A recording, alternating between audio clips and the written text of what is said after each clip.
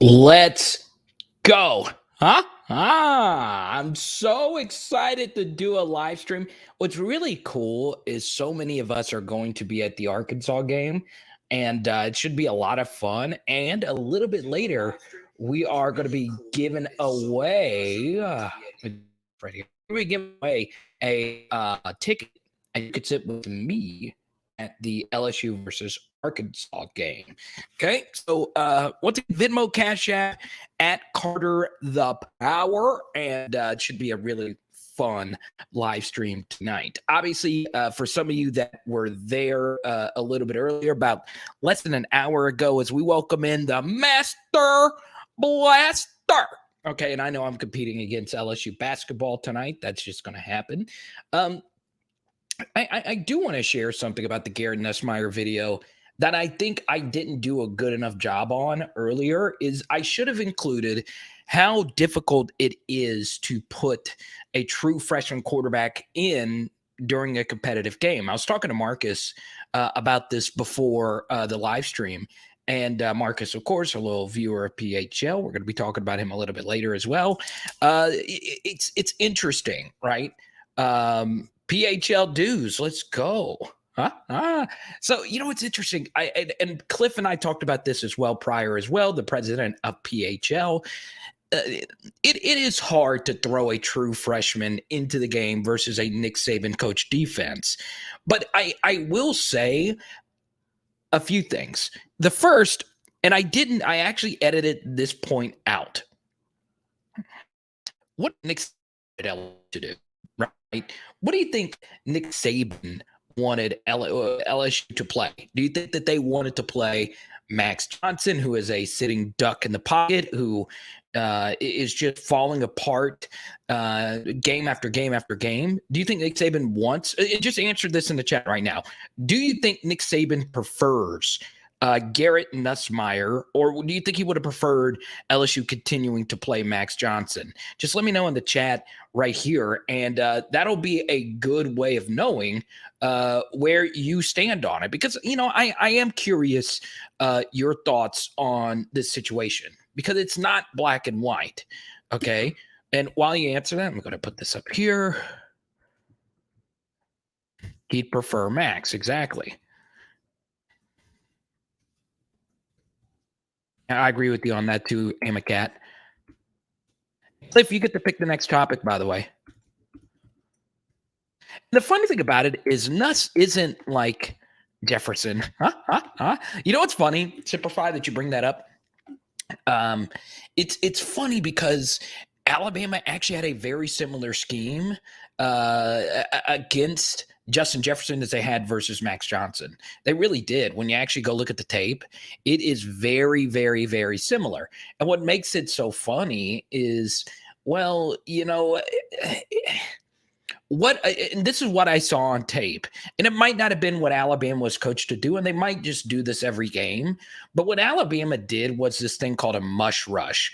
And I spoke to Courtney Upshaw about this when they played Justin Jefferson. And Courtney Upshaw is just a beast. Like, he's one of the best Alabama linebackers of all time. And what Courtney Upshaw said to me was that was the game plan, to mush rush our guy Max Johnson. So the thing is we go to Cliff here. Dual threat quarterbacks have always given Saban defenses trouble. And that's the thing.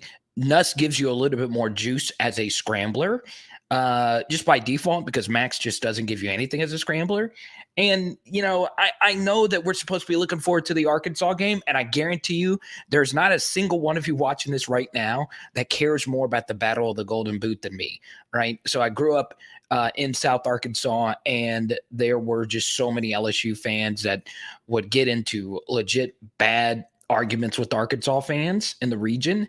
And the guy who donated the ticket is actually a neighbor of mine. He's a longtime season ticket holder, and he was, along with his sons and his daughter, they're all good friends of mine as well. He grew up in the same area that I grew up, and it was rough. It was rough being in South Arkansas, but there was a lot of LSU fans on the South Arkansas, North Louisiana border. So the Battle of the Golden Boot means a lot to me, and I want to talk about it tonight. But guys, I can't understate how bad how bad of a decision it was to play to not play Garrett Nussmeier when we had a good opportunity to go out there and win that game. So Cliff wants to talk about this. Once again, if you super chat, you get to take over the topic. So Cliff wants to talk about, should Ed O have kicked the field goal instead of going for it on 4th and goal? Okay? So this is a great question, right? Because the math says that LSU should have gone for it, right? With 6 minutes left to go in the 4th quarter, you're not guaranteed an opportunity to get back down on that side of the field. But here's why I thought LSU should have kicked the field goal. Now, let me start off by saying this as well. As many of you know, I have been the most critical person of Ed Orgeron involving his conservatism on 4th down. But against Ole Miss, I agreed with this go for it decision a little bit more. The only issue with that is Jake Peets called, to me, the worst red zone play call I've ever seen in LSU history. And this decision versus Alabama was nefariously bad. We had 3 plays on 3rd and 8, one of which should have been a fumble. And our drive was a disaster up to that point outside of that big TDP run. So I think LSU should have kicked the field goal, because the one thing that the one thing that people tend to forget is, with these analytic models, what the models are actually analytically is, if that is a word, the models give you models to win the game in regulation. Right. So all the percentages says to go for it because you should go for it because, regulation, right? You want to win the game in regulation.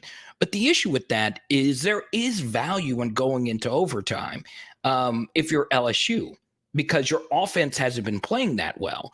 And also, on top of that, you do have Cade York, who, if you make that field goal, he does become a factor in the LSU-Alabama game as we move forward in the 4th quarter. Now, I don't agree with the line of thinking that, well, if we would have kicked it, we would have been in field goal range and we could have tied the game, because the game does change. It's different, as many of you know, right? But still, the right decision there would have been to kick the field goal. Now, KMC makes a really good point. It wasn't a bad decision. We had our guy wide open. Max was late and overthrew him. And that's the thing, KMC. I totally agree with you. And you watched the film study. I think I remember you in the film study. I know Jared was in there. I know Semper Fi was in there at the end, I think. But you make a good point. The play call is great. But that should go into your 4th down decision. Max Johnson wasn't playing well, right? So he was missing about every 50-50 throw that wasn't wide open. So when you're compressed in that area of the field, you need to have a quarterback who is playing with a lot of confidence. And as many of you know, going into this year, we did a deep film study on Max Johnson's red zone struggles last year, and he was not a good red zone quarterback in the games that he played last year. And he's regressed even worse this year. And by the way, the guy who converted a lot of those red zone opportunities was a guy by the name of Kayshon Boutte, who we also didn't have in that spot. I also didn't like who the receiver was running the route, which is funny considering Trey Palmer actually made a good judgment on the ball. He did actually get under the safety, and he also met the ball at its highest point. So Trey did everything he could to catch the ball. The issue is this growing sample of Trey and Max having no chemistry. And I if you watch the channel every day, you guys know we make this point all the time. And it's not just me. A lot of you agree. Trey Palmer's this ridiculously talented wide receiver. I think he'll be an NFL practice squad guy, at least with his speed. But him and Max just have no chemistry. They have none, unless the ball is just wide open.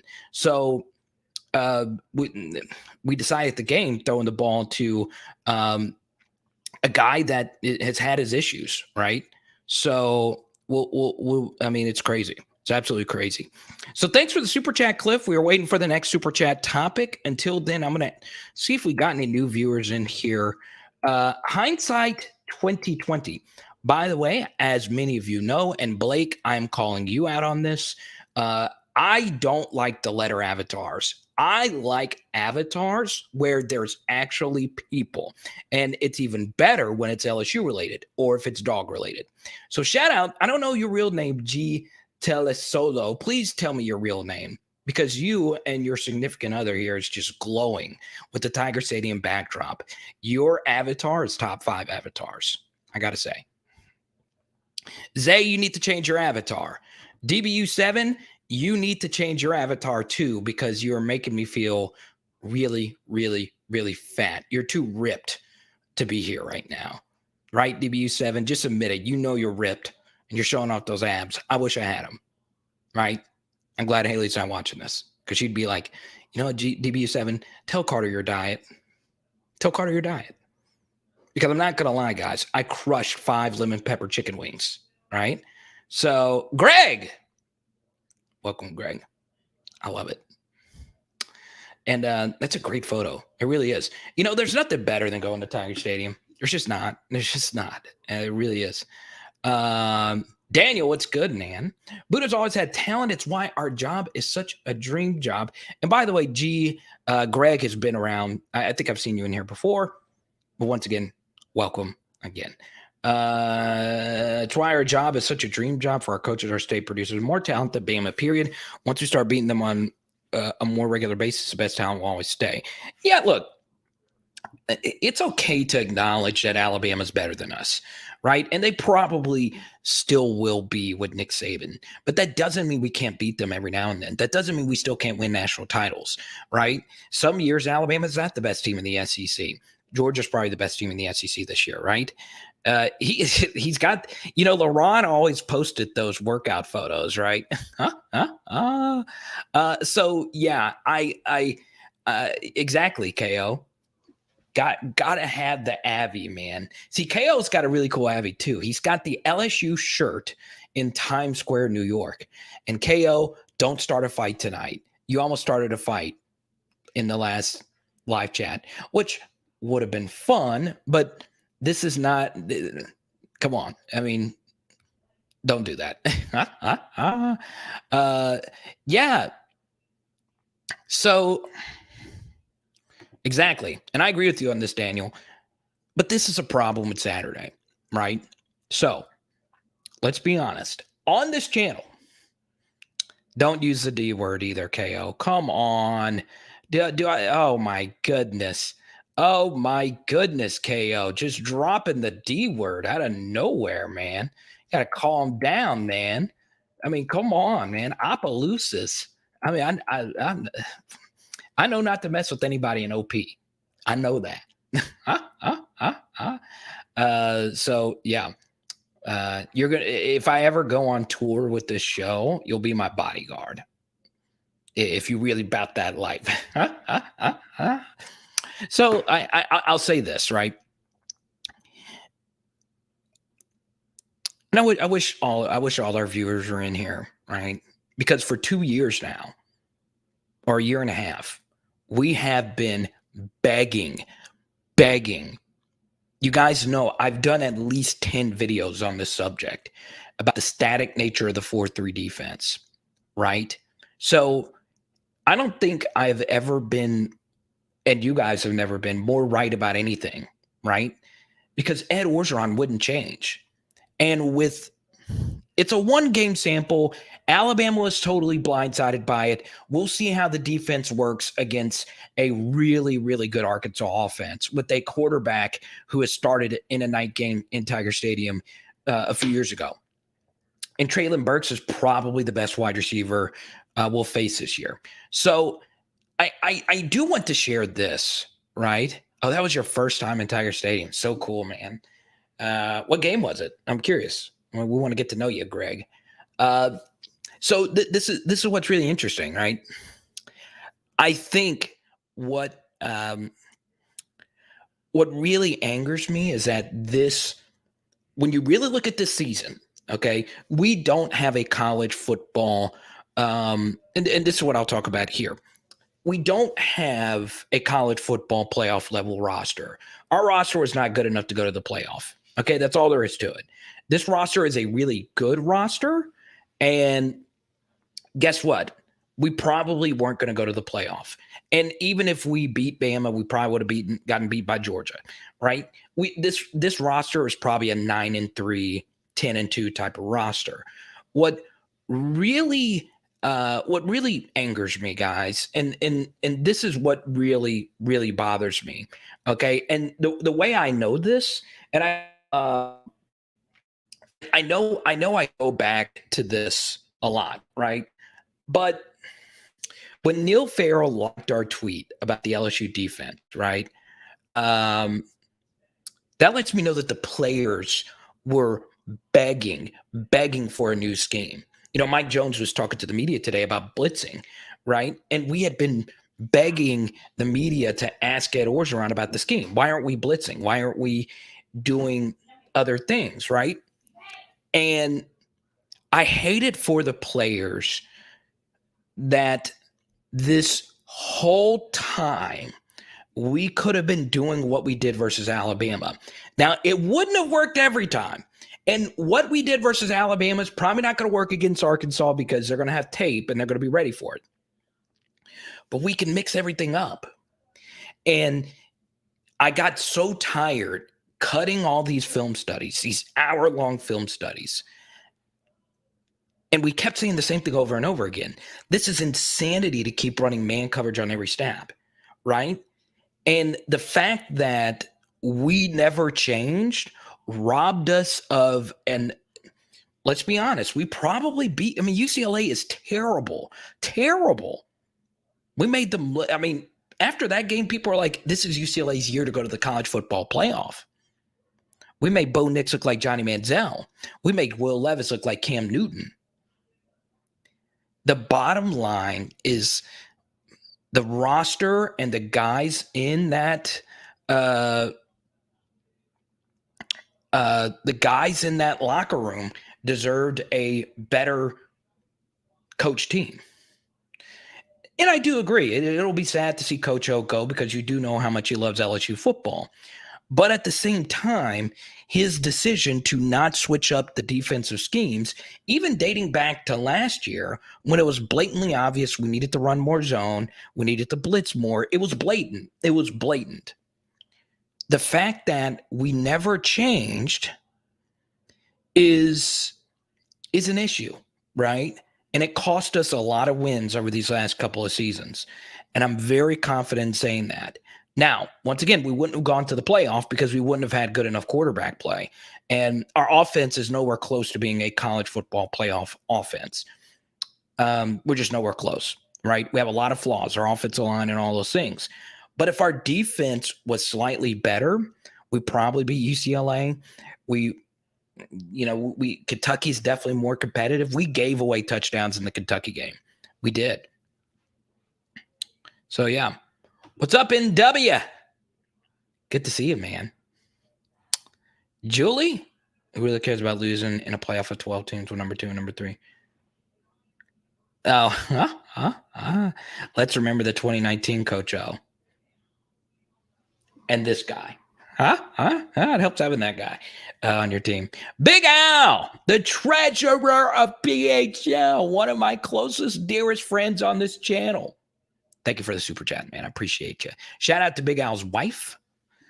She's also a supporter of the channel. So, yeah. Good to see Big Al in here. We can't have a chat without Big Al jumping in. Big Al probably has the longest streak of live chats, him and Jared and Cliff. There's a lot of you that don't miss. Johnny 5. By the way, I'm glad Johnny 5 showed up because Johnny 5 is a member of the Booger Band Club. So, got some good news for you. Boom. The next Booger Band Club member, I'm sending you this Joe Burrow card and a bunch of other goodies, right? All you got to do is Venmo or Cash App me $20. You're not only getting this Joe Burrow card, you're getting 3 Booger bands. Johnny, please let the world know, and Jared and Cliff, how important it is to be a part of the Booger Band Club. Big Al, the bottom line is you're a part of the Booger Band Club as well. Okay?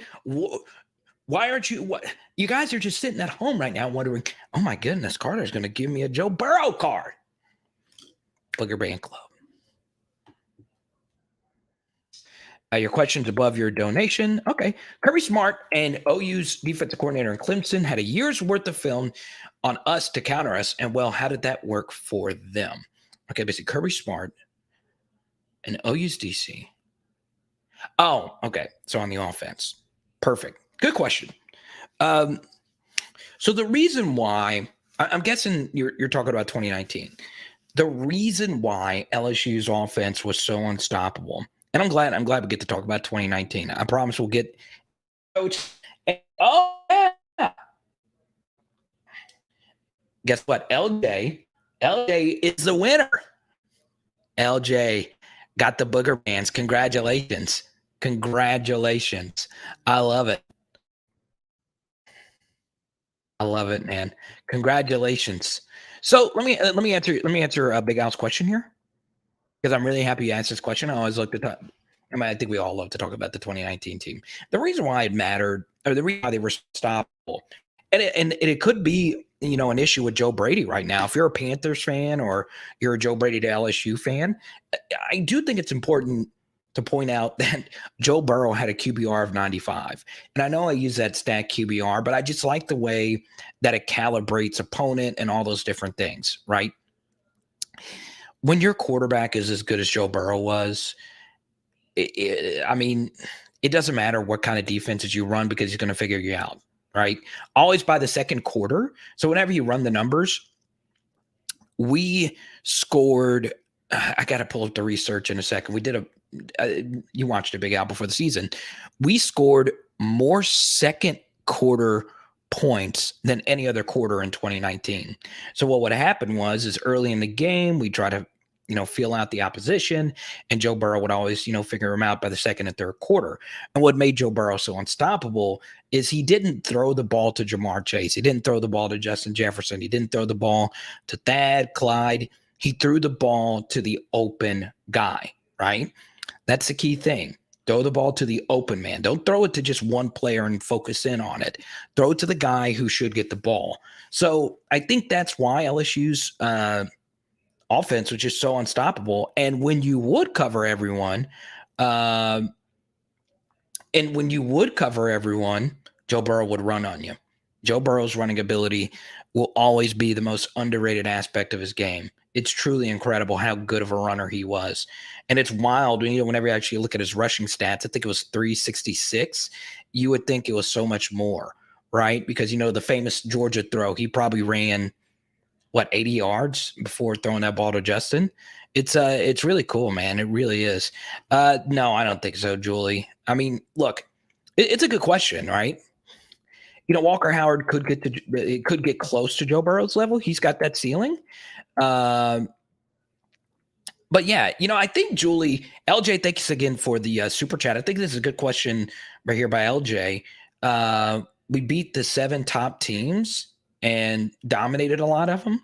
Also, I think the bigger question would be, are we ever going to have a team as good as 2011 LSU, right? Because that team was really, really good too. So, it's hard to duplicate that, right? I mean, it's crazy to think about the miracle, the miracle that Jamar Chase even got to LSU, right? Committed to Kansas, decommitted, was allegedly supposed to commit to TCU. NFL Network canceled his commitment ceremony. He committed to Florida. Jim McElwain gets fired. Sam Spiegelman told me that Jamar probably would have gone to Florida if Jim McElwain would have stayed there. It's wild. And now here we are, right? So it was a miracle that he was there. It was a miracle that we had 2 3-stars turn out to be all-time great SEC play. The whole thing was a miracle. It really was, right? And it just, you got to have so much to go your way. Now, it wasn't a miracle that they were good, and it wasn't lucky that they dominated everyone. It was lucky that we had everything just magically fall into place, right? 2017 team out-talented our opponents, period. We had NFL talent, 20 players worthwhile. We played teams that had maybe 5 players. That's why 2017 was so special. We had the best team to – are you talking about 2017 or 2019, Daniel? Well, thanks for the super chat. And if you want to talk 27, I'm happy to, right? So 2017 was a really good year for us too. I know we lost to Troy, but think about this, man. Would Devin White be the player he was without losing the Troy game because he just became – the best leader we've arguably ever had on at LSU. He kind of took over that team, kind of took over that locker room. And, the Troy game was probably a blessing in many ways. That 2017 was, when you really think about it, Devin White has exceeded expectations. Foster Moreau has exceeded expectations. There was a lot of guys. I mean, DJ Chark exceeded NFL expectations. Russell Gage exceeded NFL expectations. We had a really talented squad. And what made it really impressive was the year before we lost Jamal Adams. So, the best player on the team the year before was him or Fournette. So, the 2017 team was really good. And I will say this, and this is going to fire a lot of people up. Matt Canada was good in 2017. He just didn't get along with that Orgeron. It was better for all parties involved that they moved on. But Matt Canada, all things considered, was fine. He wasn't excellent. Slinger was better. But, Matt Canada in a single year, just in that 1 year with Danny Etling as his quarterback, averaged 6 yards per play, which is really good. Bad Danny Etling. Yeah. I mean, look, Matt Canada, look, he's not excellent, but I'll tell you this. When has he ever had an elite quarterback? He's never had an elite quarterback, and he has the corpse of Ben Roethlisberger. So, yeah. Yeah, that was such a great punt return. It really was. But, yeah, the 2017 LSU team was really good. Danny Etling, yeah, he was really good. We owe a lot to Danny Etling. 16 touchdowns, 2 interceptions. I think that was it off the top of my head. Zay! I love it. Love the profile photo, man. I'd rather see your face, but an LSU avatar or a dog avatar is always great. I don't like Semper Fi crawfish because, number one, shout out to all our Marine viewers. But number two, I don't like seeing a crawfish avatar knowing that I can't have the crawfish. Semper Fi, I'm going to stop and knock on your business door in the 337. I'm just going to show up, and I better have some piping hot crawfish, taters, mushrooms. I love it. Jeremy, what's good? I agree with that to a certain degree, Mick. It was a little more gimmicky, but you kind of had to do that with Danny Etling as your quarterback, right? So think about this, right? So the Tennessee game, right? So we won that Tennessee game on the road. And I was speaking to my buddy Zach Rao about this game, right? Zach, good friend, fellow Liverpool fan, DVOA tailgating. He's great. I was speaking to him about that game because he went. And the Tennessee game had such bad weather. It was so windy. It was a monsoon. And Matt Canada called some brilliant red zone plays for us to win that game. And his play calling was a big reason why we won that game. You couldn't throw. The wind was so crazy. Then you look at the Auburn comeback. That 4th down call to Stephon Sullivan was one of the most beautiful play calls you'll see. It was very tricky, and it was just good. I think Canada was fine in his first year. Once again, I'll say it. I'll say it over again. It was best that he moved on. Him and Orgeron would have never have gotten along, but he was fine.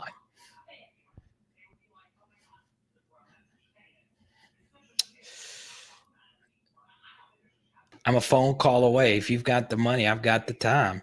I want to Google your business, man. I like it. Scott has brought in 2 coaches who have brought talent in with them. Do you see any head coaches coming in and keeping Max at QB? Okay, shout out to Johnny, Booger Band Club. Our viewers, we were at 18. Now we're up to 60. So once again, best thing to do is to super chat. I immediately go to your question. Johnny's been with us since day one. Johnny, my guy. Johnny and his lovely girlfriend, Gail. Thanks for all the support of the channel. Scott has brought in 2 coaches who have brought in talent with them. So, look, you probably want to talk about Jimbo Fisher, right? And Chris Peterson. Okay, both of them really good. Chris Peterson's never going to go from Washington to LSU, right? That's just too much. It's drastic, right? So I think this is a really good question, right? Because part of the benefit of getting Jimbo Fisher to LSU is to take away what he's building at Texas A&M. Now, here's the thing. For whatever reason, we dominate Jimbo. Defensively, we've always dominated him. He was one of the 2 offenses last year that didn't even average 4 yards per play, Vanderbilt being the other one. And all 8 of the other offenses we played last year averaged at least 7 yards per play. So Jimbo was in particular really bad versus us. And that was a back-to-back game for us. And we were in a really bad spot there. And man, Jimbo was really bad. But the funny thing is Jimbo's called decent games versus Alabama. And keep this in mind as well. Jimbo called not a good game,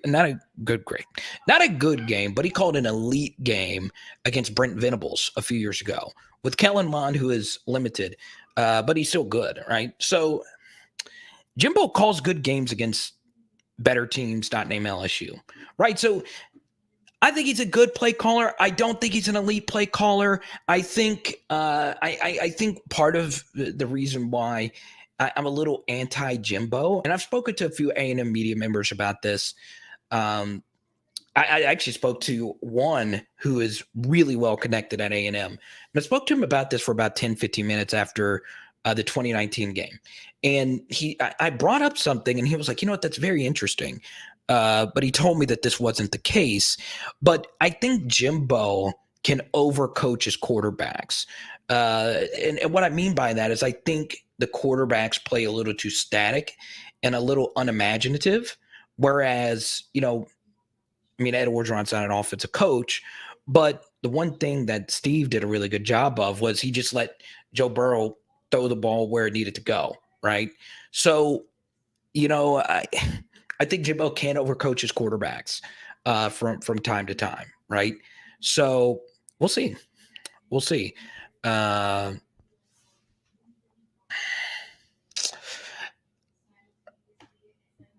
see. So your question more so regarded the talent, okay? Yeah, I know there's not a whole lot of Damian Craig fans on the channel, right? And I'll also say this. I don't think Jimbo would be as well received at LSU for a few reasons. Number one, our running back coach left LSU to go there, right? Damian Craig left LSU to go there. And let's be honest, punching Steve Crackthorpe, a family member, that's just, that's going to rub a lot of people. And here's the thing about LSU. A lot of their athletic department has people there who have been there 20 plus years. Do you think that they would welcome Jimbo with open arms, knowing that happened? I mean, that was a pretty visceral bad thing, right? So yeah. What's up, Yusha? So yeah, it's a good point, LJ. I don't think Jimbo would be loved by everybody at LSU, right? Let's see.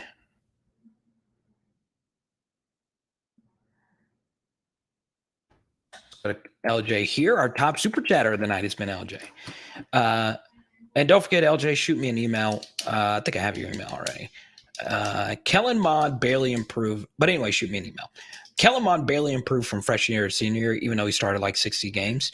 Yeah, and it's a good question, LJ, because, I think about oh, man, could you imagine Harold Perkins coming off the edge? Daniel. Thanks for the super chat. So, yeah, I didn't know this would be a controversial hat to wear. I am a pretty big Liverpool fan. They do mean a lot to me, right? Now, I'm not able to watch every game, but, Steven Gerrard, Fernando Torres, El Nino, um, Suarez. Man, I just love it, man. I freaking love my Reds, dude. Jamie Carragher. I love it. What's up, Brian? I went to high school and graduated with Nuss. Cool, Ryan. That's great. Tell me more about him.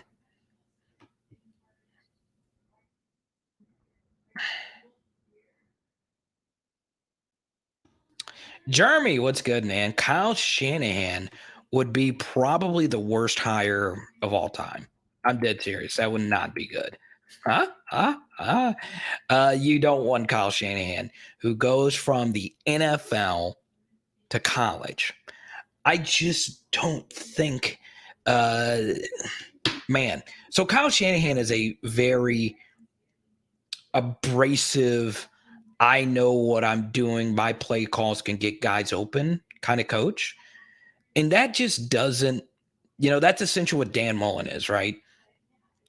Now, Kyle could work at the college level. I'm not saying that it couldn't happen. I just don't think, I just don't think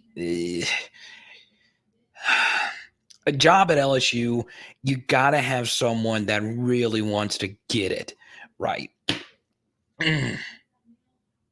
Brian, what's good, man? So Brian sent me a photo of his PHL shirt. That's really cool, man. Esteban, thank you for the super chat. What coaches do you think could be retained outside of Raymond? It's a good question. So let me ask this question, Esteban, to everyone watching this channel right now. Okay. Would you want, type Y for yes, type N for no.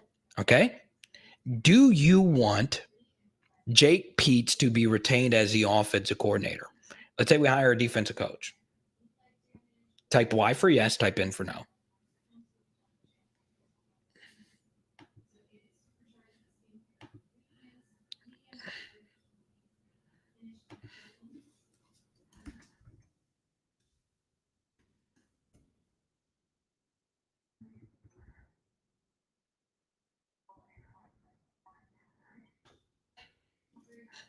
Amicat says, yeah, give Jake another year. Jordan, what's up, man? Is this your first time? Good to see you, man. Everyone welcome Jordan. I think it's his first time commenting. Good to see you, man. You get lost sometimes. Welcome, Jordan.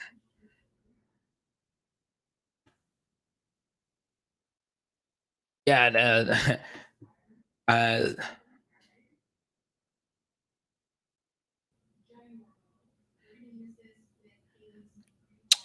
yeah, so welcome to the channel to Ryan here. Okay, I saw that you mentioned Nuss's injury last year. Yeah, I know it sucked, man. I spoke to someone, I won't say who, but I spoke to someone close to the Nussmeier situation, and that was part of the reason why I talked about that in the video, right? I think anyone understands the importance of the value of playing games. And that was part of the Garrett Nussmeier video, but I'll get Ryan, if you super chat in a second, I'll talk more about Nuss, but I want to focus on and to the but yeah, let's see here. Yeah, I don't think. Okay, so if Lane Kiffin's your guy, or if Lincoln Riley's your guy, it makes no sense to keep Jake Peets around, right? It's just not going to make any sense, right? So, obviously, the question is, do you think Jake Peets should be retained as the offensive coordinator if we hire, let's say, Mel Tucker, or we hire whoever? Now, I'll say this: if Mel Tucker or Dave Aranda is hired, Aranda just lost a key staffer to Texas Tech. I would be very interested in Dan Mullen coming to LSU and running our offense. And I think Dan Mullen would like that too, as well. I think that fit would actually work a lot better, especially if it's Mel Tucker as a coach. Since they've been in so many SEC circles, I'm sure that they know each other somewhat. So, yeah, I just don't think I just don't think Jake Peetz is going to fit. But I would really like Dan Mullen to potentially be our next offensive coordinator because he's a top 5 play caller in the sport. That's all there is to it. So it's a good question here by Pegasus here. I wouldn't force any coach on the new head coach. So obviously, I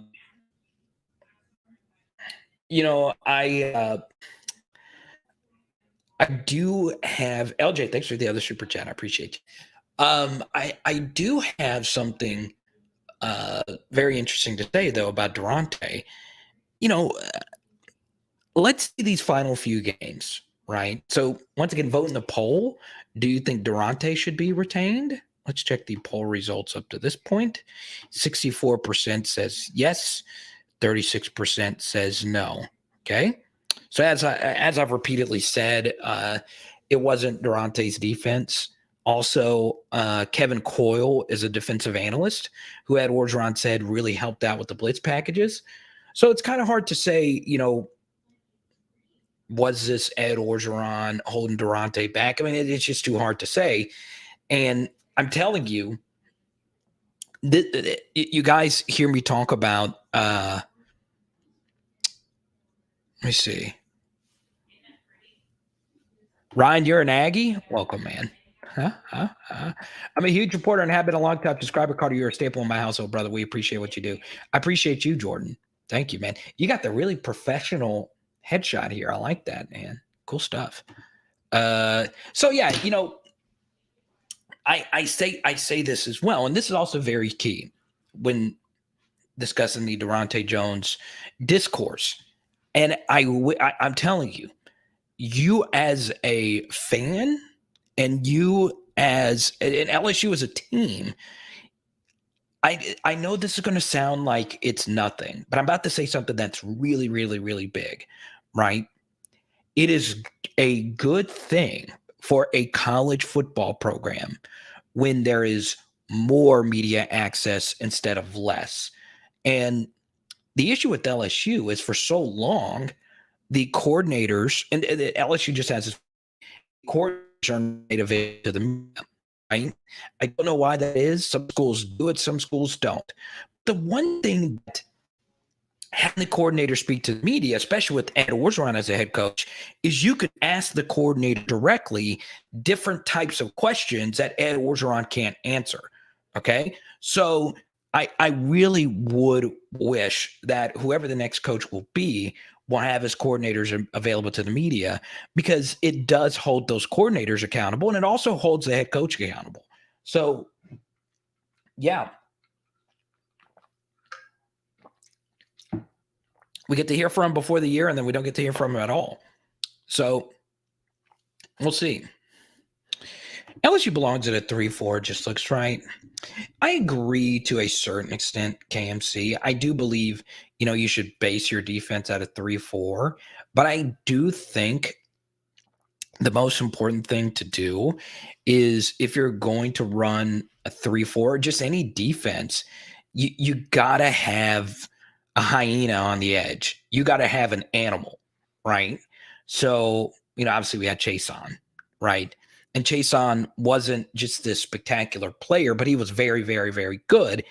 And he just ran and chased a lot of guys down, right? I know it's weird because that's his last name. But honestly, outside of Bryce Young being so much better than Max, the main reason we probably lost that game was because Will Anderson is so daggum good. I freaking hate it. I saw CFB Nerds tweet this out earlier. Will Anderson's numbers are better than Chase Young's numbers his final year. Right. So, yeah, Will Anderson's a freak of nature and we need one of those types of guys. Now, could BJ be that guy for us? Maybe. He's got the athleticism. I don't know if he has, Will. I do think BJ's probably just as good just as a pass rusher as Will. So, yeah. Dang, LJ, you switched up the photo, man. God, you and the wifey on the beach? That's good, man. I don't know why, guys. I don't know why. I don't know why I've never been a beach guy, right? I don't know what it is. Like I've been to the beach a few times. It's just not. Some of Haley's family's big beach people. It's just not my thing. All right. Like when you get to the beach, what do? You just sit and you cook, right? All right. I just don't like. Just don't get it. I just don't get it. All right, we are at 75 viewers. We are getting a ton of comments. I don't want to miss your question. So Venmo, Cash App, Super Chat's the best way to get your question to the front of the line. Let's see. Dang, Natal or Natalie.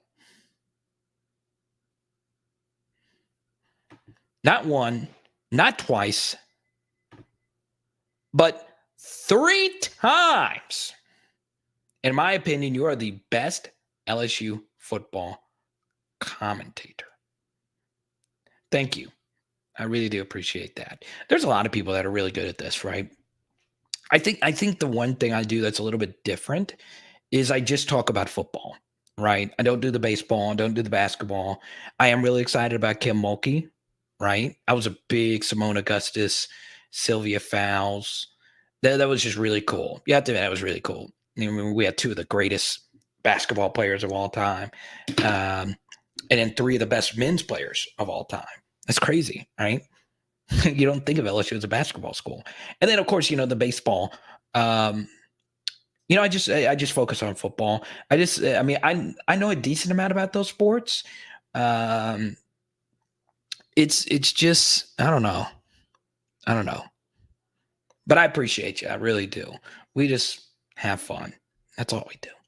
The best advice I can give to anyone that's new to the channel is just make sure you stay away from Jared, right? You can't hear me. Am I mute? Someone tell me if I'm mute. Greg, let me know. I'm doing an Allie Highsmith. Can't see me. Love it, Greg. McNeese game earlier this year. I love it.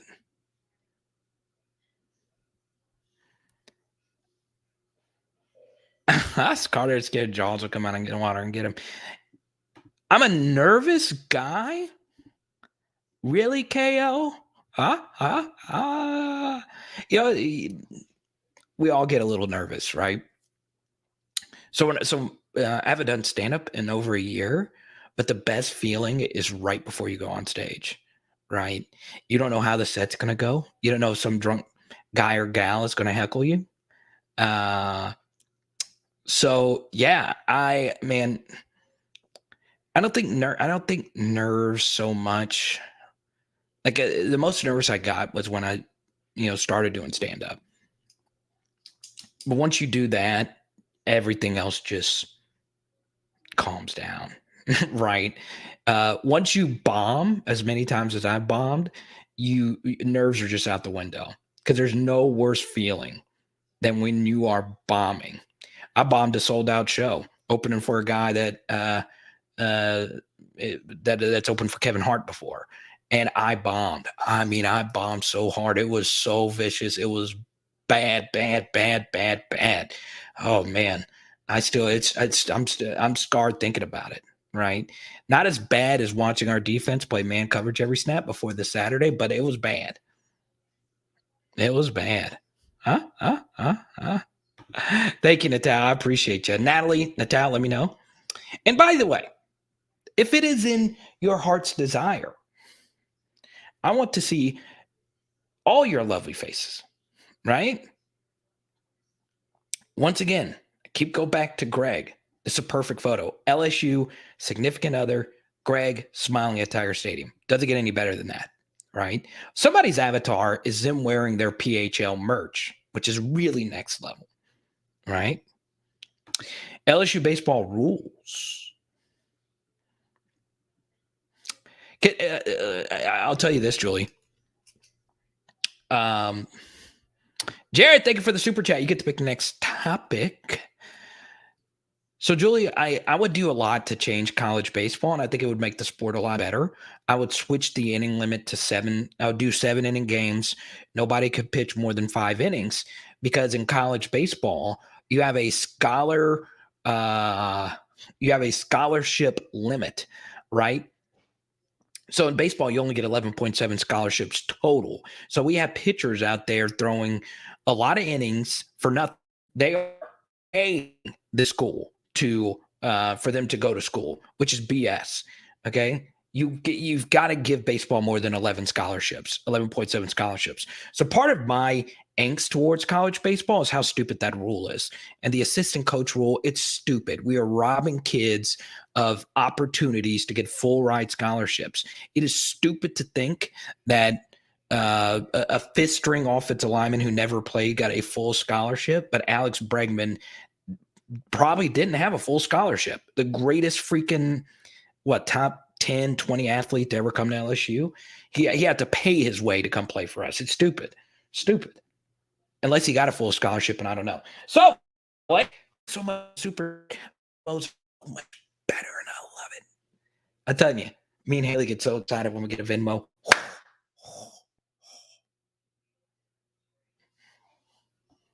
You want to know what song I was listening to earlier? We were talking about Boosie at the end of the last live stream. Dude, that Dua Lipa song, Levitating, I know I brought that up at the end of the live stream. Why is that song so great? Why is that song so great? Why is that song so great? All right? Who do you think are the 3 most likely candidates to get the dream job? That is LSU. Good stuff. So Blake wants to give me the 3 most likely candidates. So let's go with the most likely, right? So Lincoln Riley's my number 1 candidate. Nobody is even remotely close to Lincoln Riley on my list, right? Just no one's close. Nobody, right? And Jared, you get to pick the next topic after Blake. I'd probably soil myself on stage. It's brutal when you first start, but you should just do it, right? Stand up's really tough, right? It's really, really tough. Oh, yeah, Marine. Yeah. Okay. Cool. It is. I think I saw something about this earlier. So, congrats to all our Marines. We have a lot of military that watches this channel. A lot of you know some of them. Tony, the Master Blaster. We got so much military in here. That's great. The 3 most likely candidates, Blake. So Lincoln's not going to come, right? It's just not going to happen. But one man can dream, right? So the most likely candidates would be Mel Tucker, Dave Aranda, and I would say Lane Kiffin. I think those would be the 3 guys that would be the most likely. But I am telling you now, I don't think Mel Tucker loves the LSU job as much as you think he does. Let me bring this up to you, right? Mel Tucker never had a winning season before this year, right? And he's done a really good job coaching this team. But my point has nothing to do with his win and loss track record, right? That's not a be all end all whether or not you're going to be a good coach. My Mel Tucker point has more to do with how much money he is making now at Michigan State, right? He is the 13th highest paid coach in the sport with no winning record. So take Mike Gundy, for instance, who's been one of the best coaches in the sport, right? Mike Gundy was making $1 million less per year than Mel Tucker before this year began, right? So if you're Mel Tucker, you love your athletic director, the pressure at Michigan State is never going to be the same. I'm telling you, Ohio State recruits so much better than Michigan State, so they'll never catch them. But it's not beyond reasonable doubt that Michigan State doesn't beat Ohio State every once in a blue moon, right? And get to the playoff. So, yeah, if I'm Mel Tucker, unless I really want to go to LSU, and he does have ties being at LSU before, and he might want to get back into the SEC where he has spent a lot of time, I just don't leave. Now, I would because I love LSU, and that would be my dream job. I still have dreams of coaching one day. But I would leave in a heartbeat for LSU. But that's me, and that's 80 of you, minus our one Texas A&M fan watching this game or this live stream. So Blake, I just don't see. If I was Mel Tucker, I don't see. Yes, you're going to get better athletes, and yes, you're going to get better players, and yes, you're going to have just an overall better job with a more national profile. But I'm telling you, if Mel Tucker, for some reason, wins a national championship at Michigan State, I mean, look, I'm not saying it can happen, but Michigan State does have Clemson capabilities. They can get to that level. Not every program can, but Michigan State can, especially with the way Mel Tucker recruits. So I just don't know if he for sure says yes to the job. If I could take a less pressured job, by the way, Michigan State does have really deep pockets. I just don't see him leaving. I just don't.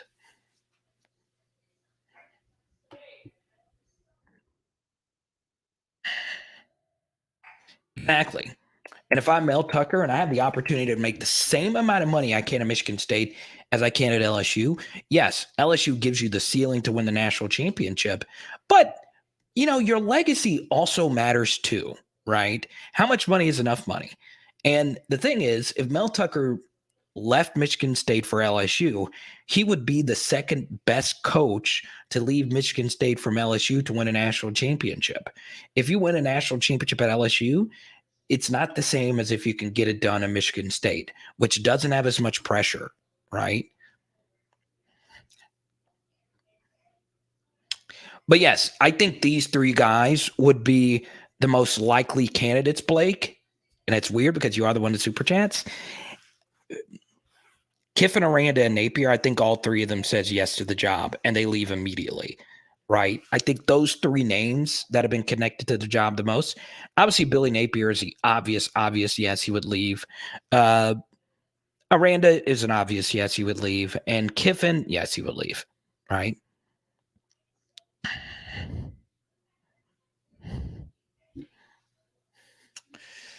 Why? The good thing about getting Jeff Fisher is that he won't go 7-9 at LSU. That's a good thing.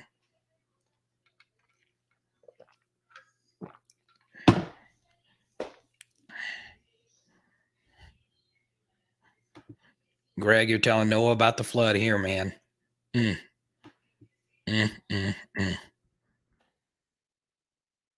Christopher, I love you. But Jeff Fisher, no. Right. Once again, I just don't think LSU is one of these jobs where an NFL guy could just come in and do it. Right. It sucks. Right. I'd be down for some Dave Aranda, Jared. I would be. As many of you know. Okay. So this goes back to the pre-Power Hour LSU days, right? Did a YouTube video for Chat Sports. And when they asked you to do a video about the defensive coordinator, it was already rumored that that Bo Pelini was going to be the guy, right? And I did a video and I flamed Bo Pelini in the video. And I also said that I don't trust Ed Orgeron in this transition because Dave Aranda was really good. Now, it was ironic that our best team of all time also happened to be Dave Aranda's worst defense on the yards per play basis. But I know some of you don't want Dave Aranda because you worry about the 2019 defense. If there's anything I am more confident about in my existence as a human being on this planet Earth, the number one thing I am the most confident about is Dave Aranda's struggles in 2019 were way oversold. It never made sense. And I like Reggie Bush, but Reggie Bush kept going on the national media and saying, well, I don't trust it. When the run was going, he kept saying, well, I don't trust the LSU defense. And look, Dave Aranda had a bad game versus Texas. There's no ifs, ands, or buts about it. Okay. He had a bad game against Ole Miss in a game we had a huge lead to start. And he had one bad half against Alabama that wasn't entirely his fault. Dave Aranda was really good, right? And I don't think we talk because look, Joe's the reason why we won. Our offense is the reason why we won those final few games. But look at who Dave Aranda shut down. He shut down Lincoln Riley and Jalen Hurts. Okay, elite college coach and elite quarterback. He shut down Trevor Lawrence. You know, highest rated draft prospect at quarterback ever. He shut down Jimbo Fisher in Texas A&M. He shut down Georgia. Jake Fromm is in the NFL. That was a really good Georgia offense. Aranda is so good. He really is so good. And I'm telling you, I follow all these coaching community guys on Twitter. They rave about him, right? They rave about Dave Aranda. And that's the thing. I don't think I've ever met an Otis. I love it, Otis. Otis. I got to know what you look like, Otis. I just love that name, Otis. Huh? Huh?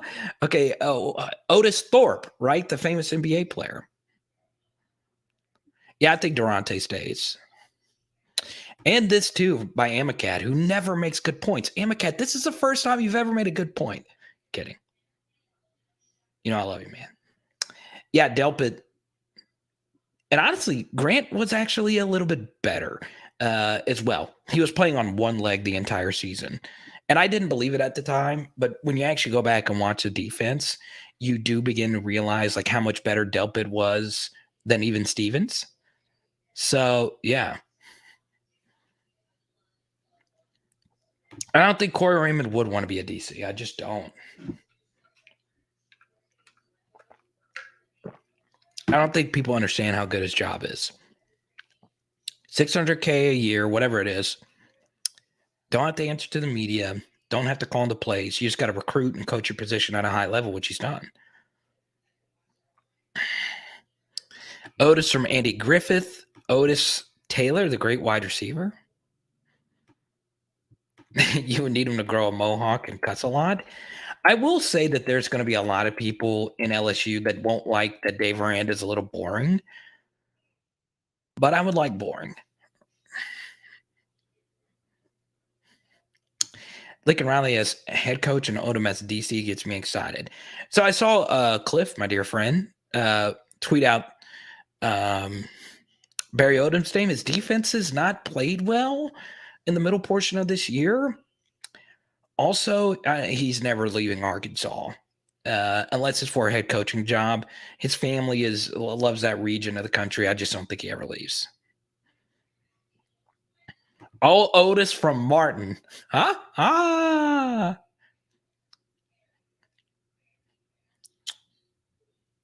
Oh, is this your first time on PHL? I love it. Everyone, welcome Otis to the channel. So, Otis, man, you got to change your profile photo, man. We got to see that. We got to see you repping that name, Otis, man. You are so blessed that you were given such a cool name. Like you could be boring and like have a name like you can have a name like Jared, right? You can have a name Otis Day and the Nights. Oh my God. Are you kidding me? Otis Redding. Let's do that. Let's see.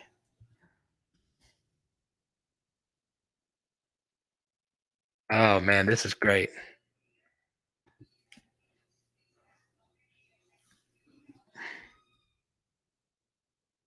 This is such a great moment in PHL history.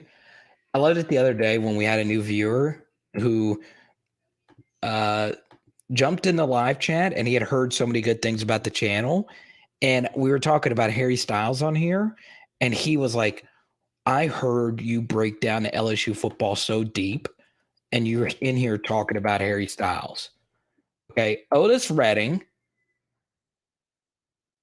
All right. This is very important PHL info. Otis Young. Otis Smith. I don't remember Otis Smith. Jacksonville, Florida. Solna Vikings. Love it, man.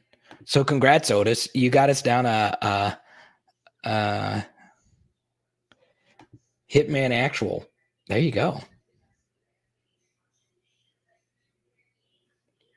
Addison in here trolling with this Ole Miss stuff. I wonder how it's going to feel when LSU takes your coach. Understand.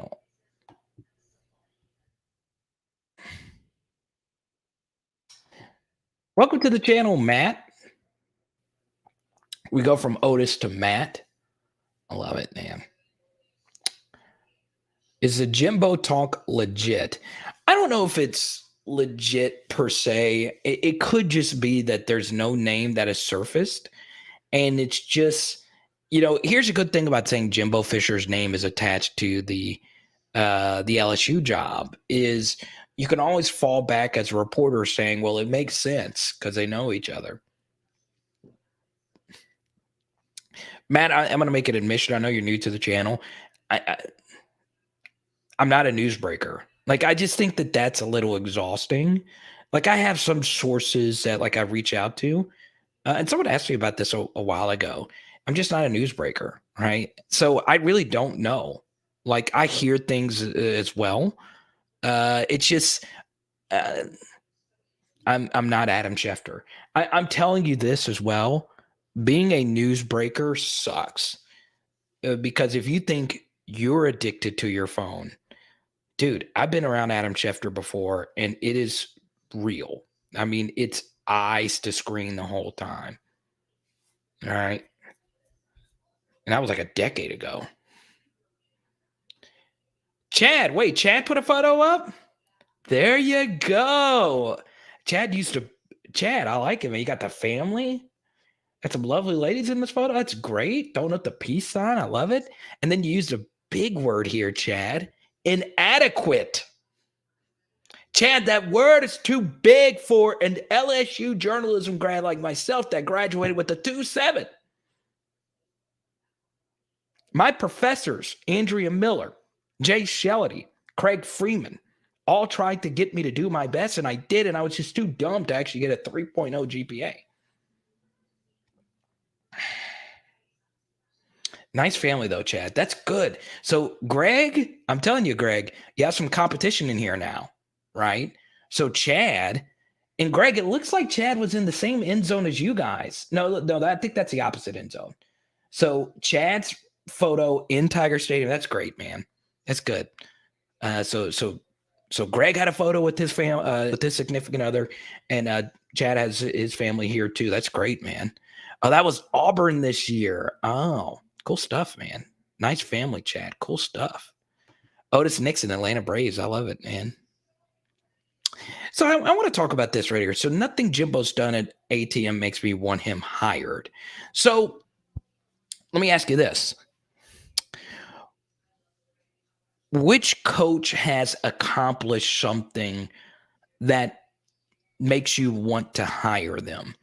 That's my point is, I got this question, or I got this comment from a viewer earlier.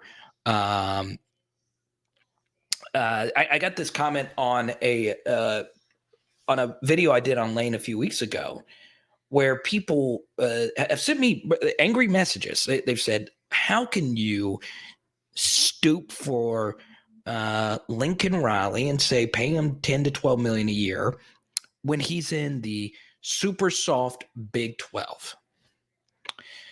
But that's the thing. There is no such thing as a perfect candidate, right? This is the hardest, and I really do mean this.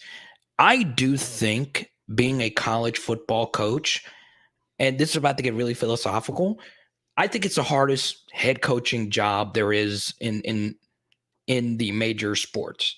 It's harder than the NBA, harder than the MLB. I think it's harder than the NFL, even though I do think the NFL is really hard.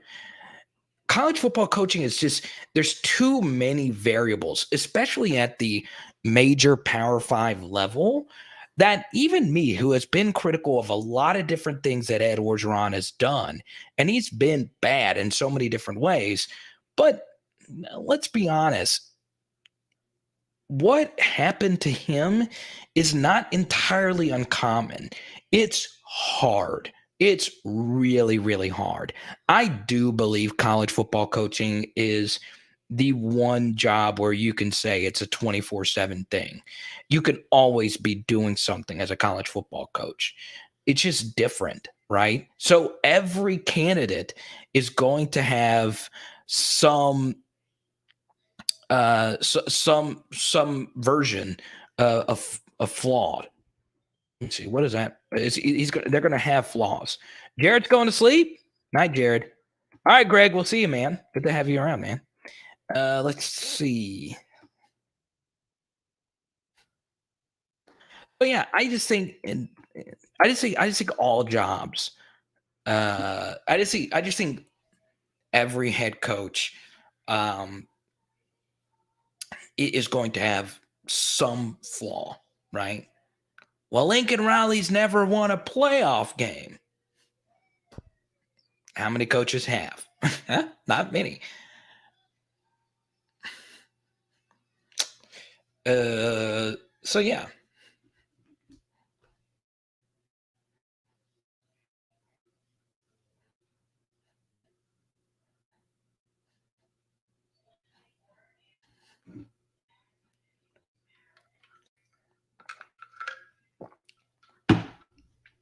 But yeah, I think I just think for me, I just think that there's just so many variables, and there's very few people who are good at everything, right?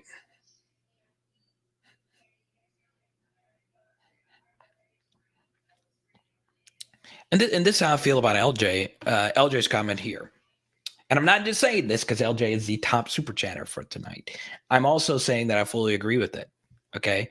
I just think the holes you poke into Lincoln Riley's resume is far less is far less relevant than the other coaches, right? So here's a good example. Lincoln Riley's only 38 years of age. So the hunger is still there. The hunger for him to win his first title is still there, right? Something else I like about Lincoln Riley. Okay. So I want you guys right now in the comment section. Okay. Just right now, wherever you're watching, there's 68 of you watching. I keep getting told that there's college basketball on. I don't have another TV in here. I do that for a reason. I want to focus solely on you. Right. So let me ask you this question. What was the number one reason why we lost to Alabama this weekend? What was the number one reason we lost to Alabama? All right. Just answer that in the comment section. Let's just simplify this. Okay. JJ, what's good, man?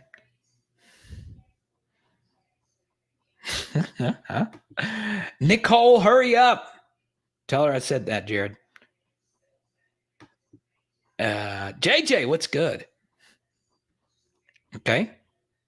What was the number one reason? Number one reason. I get discipline. I've gotten a lot of Max Johnsons. Max, consistent execution from the offense. Got another Max here. Antoine, good to see you again, man. Thanks for the super chat in the last live chat, man. Thank you so much. Let's see. Blake, a super chatter as well. The lack of Nuss, the only QB on the team that can make the throws we needed to make. It's true. QB play. Okay. So, tell me this. All right. Antoine, thank you again, man. I appreciate you. I love the beard, man. I really do. Okay. So, I'm looking at you right now, wherever you're watching this. Okay. How many times has Lincoln Riley had bad quarterback play at Oklahoma? Okay, just answer that question. Okay. Actually, you don't have to worry about typing it in because y'all are busy people. I'm just going to answer it. It's 0 times. He's never had bad quarterback play at Oklahoma. By the way, this is the 5th year. The 5th year in a row that Lincoln Riley has not had good quarterback play. He's had elite quarterback play. Coaching, I agree with you, Joseph. Big Daddy, I love it, man. Joseph Big Daddy. I love that name. Yeah, just recently, Spencer wasn't that great, right? But they still averaged over 6 yards per play, and they still almost got in the playoff, right? Rattler wasn't great. But I'll tell you this, he's still going to get drafted. He's still going to get drafted. And even then, the other 4 quarterbacks weren't just good. They weren't just great. They were phenomenal. The key to beating the big guys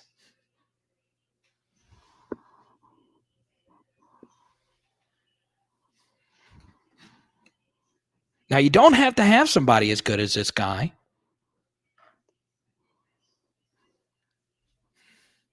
But you got to have somebody.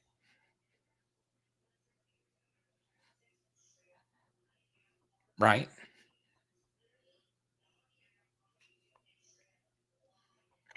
Let me ask you this. What's more important for an offense to be great? Is it your quarterback or is it your offensive coordinator? As bad as Jake Peetz has been, I could do a whole film study on throws that Max Johnson needs to be making.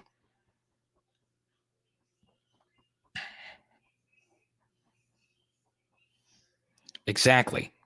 So, the thing about Lincoln Riley is he is the direct remedy to LSU's biggest problem. Okay? The direct remedy. And Jared makes a good point here. Bama won 3 national championships with mediocre quarterback play. And you are right. But that was in the early 2010s. Who have Bama's quarterbacks been in recent years? Well, Bryce Young. He'll probably be the number 1 quarterback taken when he comes out next year. Mac Jones, who's been the best rookie quarterback in the NFL. Jalen Hurts, who's been at least the best rookie value fantasy quarterback. He's been good. Tua, top 10 pick. Right. So, yes, you are right. Bama won 3 national championships with mediocre quarterback play. No debating that. But how much better would they have been if they had had better quarterback play? Okay.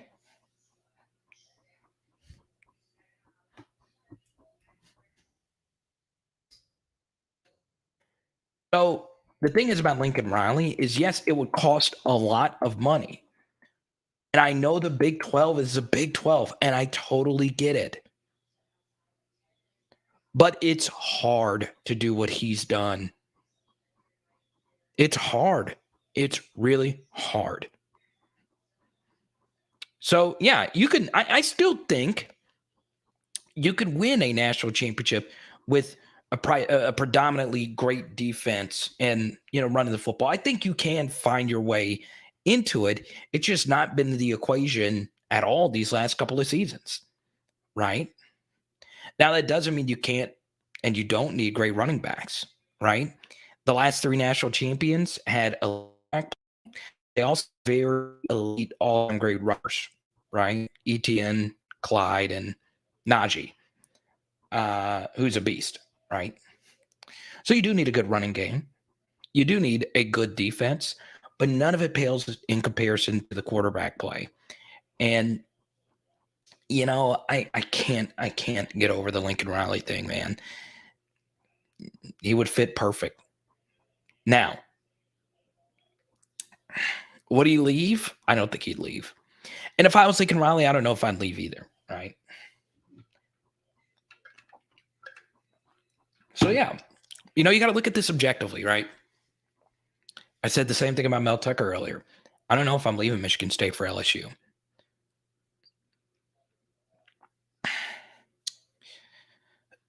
Georgia is about to do just that.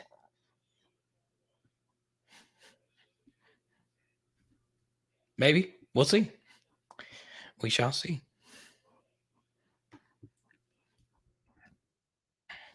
And honestly, Blake, I think it'd be good for college football if a team like Georgia got it done, right? That wouldn't necessarily be good for us, but I think it would be good for college football for a national champion to not be quarterbacked by like an elite quarterback. Because I do think if only the elite quarterbacks are going to win you national championships, you're going to start seeing some bidding wars, right?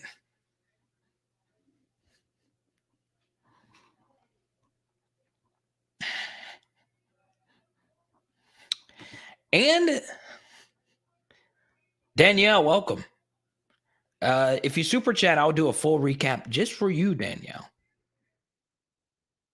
Let's see. Riley would leave. I don't think LSU pays a $25 million buyout. They would. If you can get Lincoln Riley, yeah. Yeah. Scott Woodward watches this channel. He listens to me. I'm just kidding. I know he doesn't. But yeah, I mean, look. I spoke to a friend, Blanton Homer, Alan Kinney, good friend on Twitter, lives in DC, one of my best friends in college football media.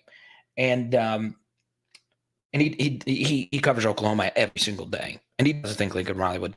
And he's like me. He's a Oklahoma fan, but he looks at things objectively. But I will tell you this: the one thing that would enamor, I think the one thing that would enamor, I think the one thing that would enamor Lincoln Riley would be what was I going to say? I found this funny because Danielle, somebody's shooting their shot at you. Welcome, Danielle. I think I saw someone comment to shoot their shot. I didn't know I didn't know this was a shot shooting channel, but y'all go right on ahead. Wait, JJ, are you? Oh, I thought you were saying you're a Marine too.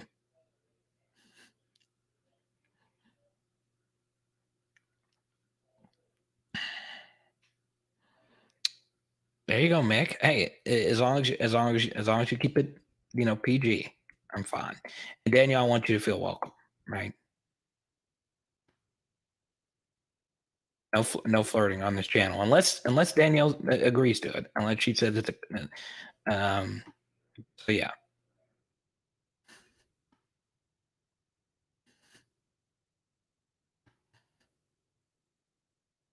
There you go, Cliff. There you go, my cuzzo. There you go, Danielle. I hope that didn't make you feel uncomfortable. We want everyone to feel comfortable in here. Let's see. I think Mick was being kind. But it is funny. So I'll share this because I do have a lot of Mick. I'm sorry, Mick. It's locked up, man. You see, Mick, one day you'll find somebody. Not a proposal. It takes a lot more than that. That's funny. So I've shared this story before. Actually, no, I haven't shared this story on the channel. So I was in Tuscaloosa, and this was for the the November 5th game, 2011. I was in T-Town, and my buddy went searching for me in this bar, and I was just hanging out in the back, and I was just talking to just two girls from Alabama, just talking to them. One of my buddies went up to one of them and They ended up getting married. It was the weirdest thing. I got lost. He went searching for me, and he found his wife in Tuscaloosa, Alabama. It's so funny. The game of the century. Okay, good. Roger. I love it. How about LSU? So it looks as if Darius Day's going ham. Roger, thank you for the super chat. So Grant, you do know the don't say who it is. So Grant's my classmate. He knows the story. It's a real thing. I'm not making that up. It's pretty crazy that it even happened, right? So I thought it was going to be one of those things, but Danielle's locked up, Mick. Yeah, it's true, baby. Shout out to the PHL veterans. JJ, I was talking to Haley about this not too long ago, right? Haley was not happy that we did not do a PHL meetup with our Shreveport viewers, right? So once again, LSU Arkansas game, I will be there, okay? And I think Jared is organizing the meetup. Jared, I'm putting this on you because you're one of my best buds in here. So everyone, Jared's planning our meetup. I think we're all just going to meet up somewhere and just hang out for a little bit. Oh, wait, Joseph, you're a Marine too? That is cool, Joseph Big Daddy. Yeah, so the thing is, Hey doesn't eat steaks anymore. So I do want to make an announcement here, and I'm going to be completely honest with this. So what I was going to do on the channel, and I think a lot of you would agree with this, I was going to randomly, so I had an extra ticket for the LSU Arkansas game. And, we talked about this earlier. And Jared's not going to be able to play in the meetup, so I'm going to have to do it, right? So I was going to give just the ticket away just to a random viewer, but I do want to make an announcement that because Haley couldn't go this weekend. I do want to make an announcement that I was just going to give it to someone, but I do feel there is a certain viewer who deserves the ticket. He is the reason why we are here right now. I am dead serious. Our guy, he doesn't chat so much anymore because he's having cell phone issues. But the guy who won the ticket, I called him beforehand and I wouldn't let him turn it down, is our good friend Marcus Bennett.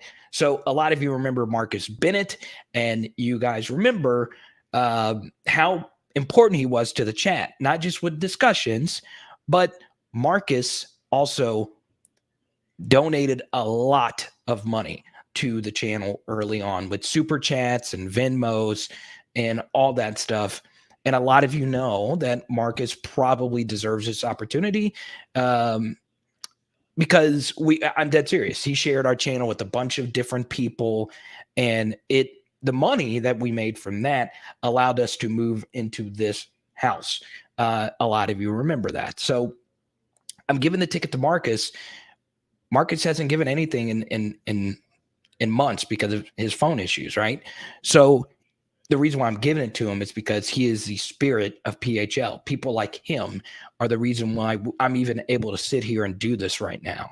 So I felt as if Marcus deserved the extra ticket. So me and Marcus will be sitting with each other at the game. I'm really excited about that. I'm really excited to meet Brian and Jared and a lot of you. So Marcus does have his new phone. It is just currently in the mail. He's just had all kinds of phone issues. So Marcus is actually watching us on the big screen and he can't chat. That's the thing. So he still watches us. But yeah, and I've had a few of you ask questions. Well, where's Marcus been? I still talk to him a fair amount. So yeah, we'll go back into LSU football chatter, but I feel as if Marcus deserved that opportunity. Okay, so short recap. If everyone else doesn't mind, don't want to take away from the other comments or chats. Danielle, we'll do anything for you, my friend. Thank you for all your super chats. Thank you for sharing my channel with Blake's channel, because Blake is a really good friend of mine, and there's only so much time you can watch videos. So I really appreciate, Danielle, all your support. Hey, appreciates it. Thank you so much. Okay. So I started the live chat, Danielle, with the video that I released earlier today regarding Garrett Nussmeier. Um, and I love Garrett Nussmeier a lot. I feel as if he was robbed of his best opportunity that he'll ever have in his career, right?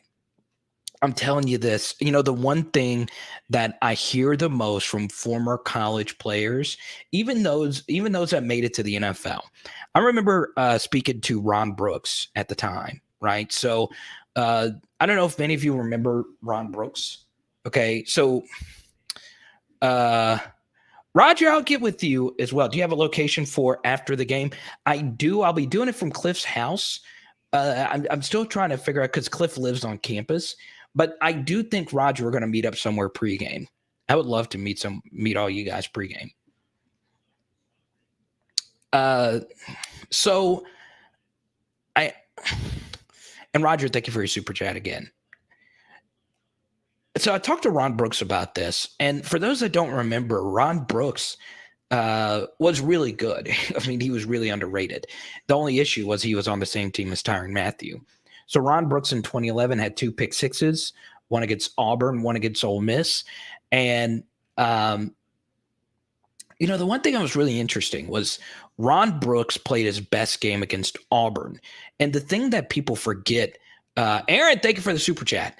The one thing people forget about Ron Brooks pregame for the Auburn game, his pick six, is that Tyrann Mathieu was suspended for that game. And I remember talking to Ron Brooks after that game, and he told me something that I still think about, and it makes me really jealous, right? He said every time he stepped on that field, it was a blessing. He said he would trade nothing for his experience at LSU football, right? And the interesting thing about that was it changed my whole perspective, right?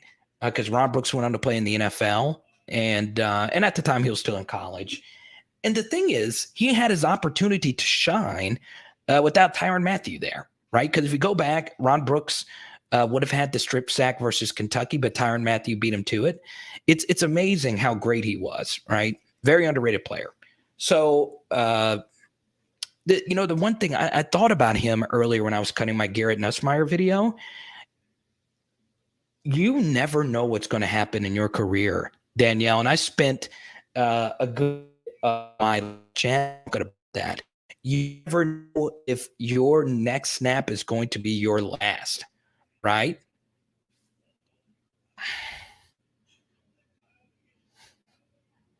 Paris, the most popular PHL man.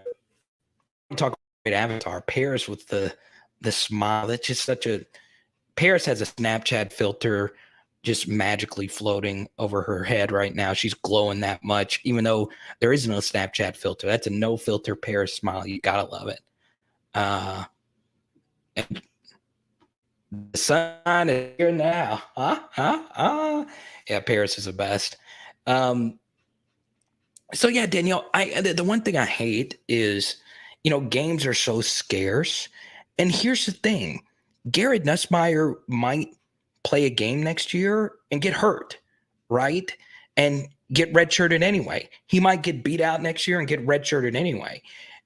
That's why I did a full video on why the Alabama game was such a botch moment for him. Because look, I'm telling you, Max Johnson might have fallen off a cliff, but you will tell your grandkids about Max Johnson's performance versus Florida.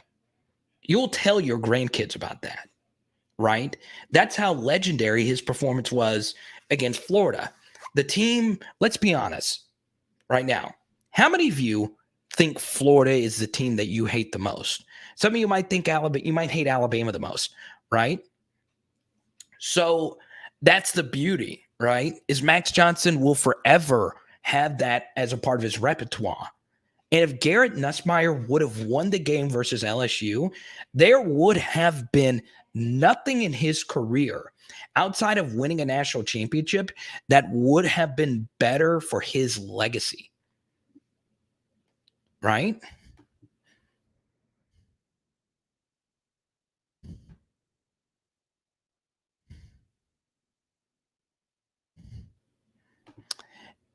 True.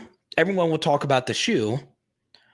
And Max Johnson missed a lot of throws versus Florida. We've done plenty of film studies on that. But this was a guy who played with a skeleton crew. He had nothing. Kayshawn was the only true healthy starter at a skill position player, right? He also had Jure, who's really good, but we'll never forget Max Johnson for that. It took some cojones to win that game. It wasn't pretty. We averaged 4.9 yards per play. Once again, Max missed a lot of throws, but he saved the day. And it was the one thing that we can remember about 2020 was ruining Florida's program. They are 4-9 since the shoe throw. 4-9. It broke their program. It broke it. I'll never forget it. And the same thing could have happened with Garrett Nussmeier this weekend, right? And if I'm telling you, the way the college football news cycle works, if he would have went on the road and beat Alabama, do you know how much it would have written about that? Especially considering Nuss, his dad was the OC at Bama.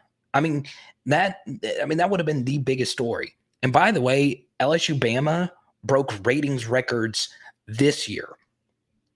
So he was robbed. Garrett Nussmeier, unless Garrett Nussmeier went to the coaching staff and said, look, I want to retain my red shirt, don't play me, and he had a change of heart on Sunday, that could have happened.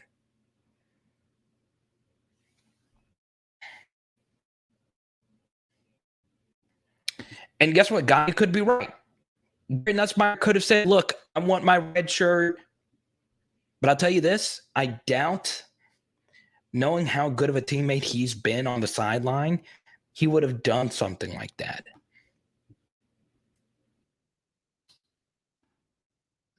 That's the thing, Guy. Do you know this for a fact that he and his dad went to Coach O before the game and said, retain my red shirt? Ed Orgeron said in the press conference that that he talked with Nuss's dad on Thursday. That very well could be the case. But the bottom line is, even if that is the case, they don't determine what you do with your roster, right?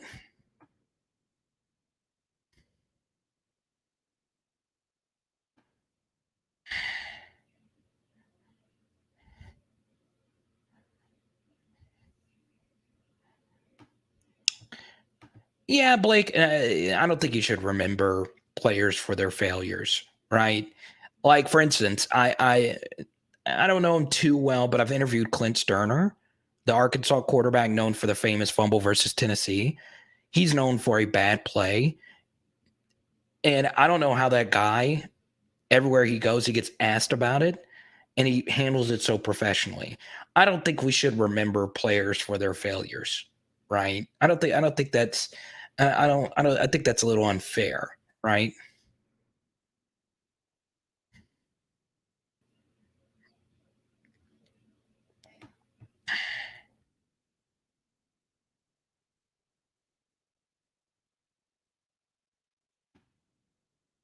I like Texas, man. The monkey stripper pole story is just too great. I'm telling you, if that is what happened, yeah, La Rougarou, we did a long film study on this, and welcome back. I'm telling I can't say this enough, man. The one thing, if I was a head coach of a university, right? If I was a head coach of a university, I would go to each and every player and tell them your games are so valuable. Yeah, Blake, and I wouldn't, and look, I try to be as objective, and I can be very critical of players, but overall, I try to remember the positives of most players, right? So, take Jalen Mills, for instance. He started every game he played in, right? Now, he blew the screen assignment to TJ Yeldon. I still don't believe it was his fault. because Yeldon slipped under him and he did what he was coached to do. So, I mean, that's what Jalen Mills would probably be remembered for the most. But I tend to not do that because the dude was really good in practically every other game he played, including that one. Oh, congrats to you and the wife, man. That's good, man. That's good, man. A new home. And here's what you should do, Laura Guru. You should super chat and throw a housewarming party. Nothing better than that. Huh?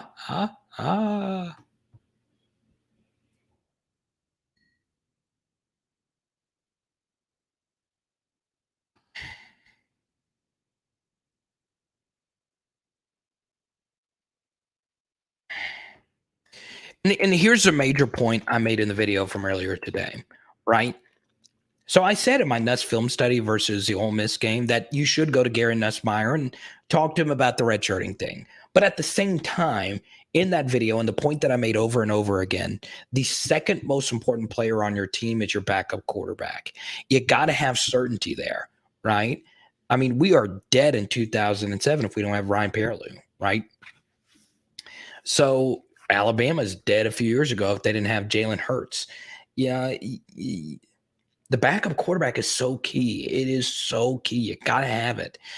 And you can't go into a game thinking, well, we want to do what is in the best. No, when you signed up and you went into the season knowing you're the backup, you better strap up and get your butt in there when the coach tells you to get in there. Now, it'd be different. It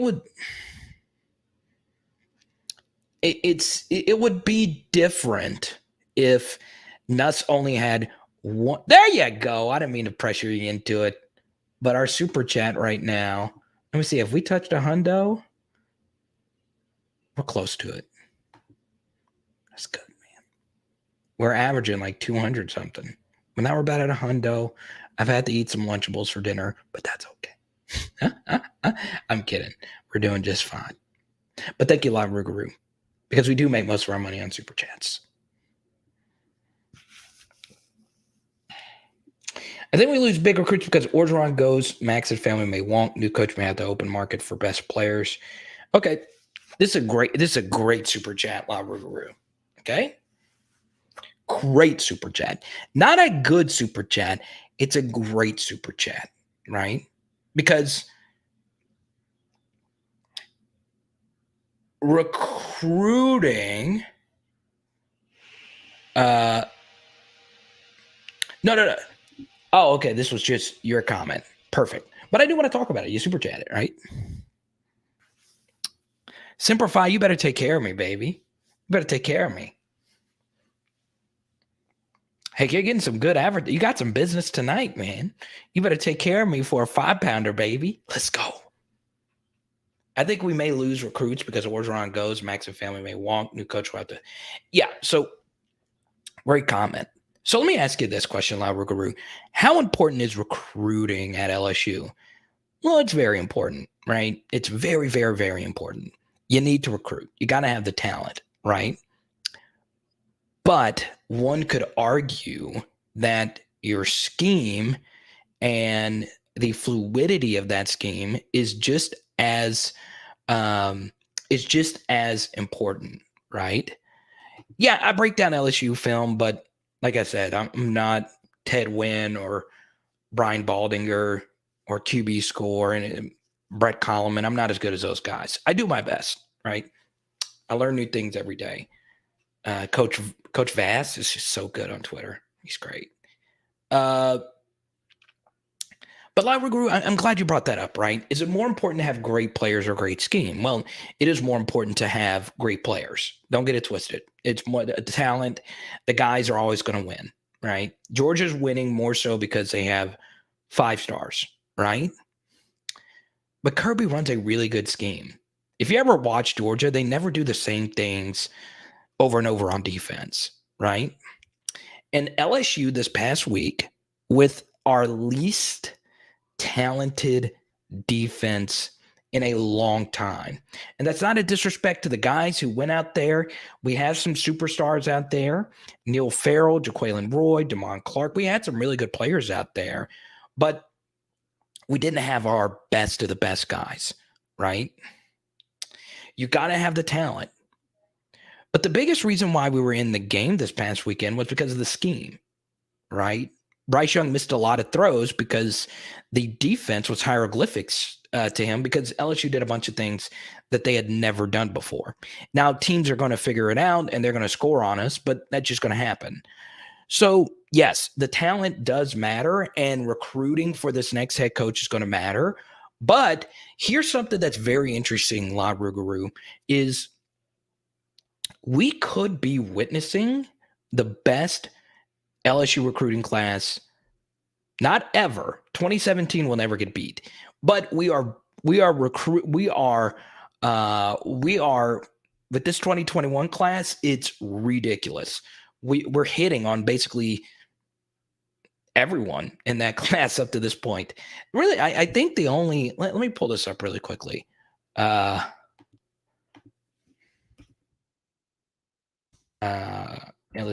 commits. Pull this up. Okay. Let's do something real quick. La Rougarou, and I know you like some deep chatter. It's about to get really deep in here, guys. It's about to get here. It's about to get deep in this thing. Let's go. We're only 2 hours into it. We're going all night. Let's go. Right? Okay, so let's see this. Okay, so Mason Smith is a hit. Sage Ryan is a hit. Derek Davis Jr., we'll see. Deion Smith looks pretty good. So far, the top 4 players in this class looks pretty good. Okay, 3 out of 5. Hilton, we'll see. 3 out of 5. Garrett Nussmeier, we'll see. 3 out of 6. Ryan Thomas Jr., hit. 4 out of 7. Garrett Dellinger, 5 out of 8. Looks really good. We don't know about Goodwin yet. 5 out of 9. Linda Jackson, 5 out of 10. Corey Kiner looks pretty good. 6 out of 11. Bryce Langston, we'll see. 6 out of 12. Savion Jones, we'll see. 6 out of 13. Demarius McGee, 6 out of 14. I think Greg Pinn's going to be pretty good. He's already getting snaps now, so 7 out of 15. Xavier Carter, we'll see. 7 out of 16. Malik Neighbors, Jack, both hits. So that's 9 out of 18. Okay, so Kimo Macanioli, we'll see. 9 out of 19. Matthew Langwall, 9 out of 20. Bug Strong, 9 out of 21. Jalen Sheed, 9 out of 22. And I normally don't count specialists, okay? And then you got 2 good players here from the portal, okay? 10 out of 23, 11 out of 24. And we'll see with Kevontre Bradford. So 11 players out of these 25 have already hit, okay? So the 2019 team, or the 2019 class, only had 8 players turn out to hit, right? So it was about 8, 9, or 10. We'll go with 10 to be generous. So this 2021 class, just based on what we've seen, and once again, a couple of these players aren't going to turn out to be good these next couple of seasons. We'll see what happens. The best will sort themselves out. But it's so hard to be really good football players as true freshmen. So yeah, you know, the 2021 is going to cover up the 2021 class is going to cover up a lot of this transition. Okay. Oh man, I missed it. Oh.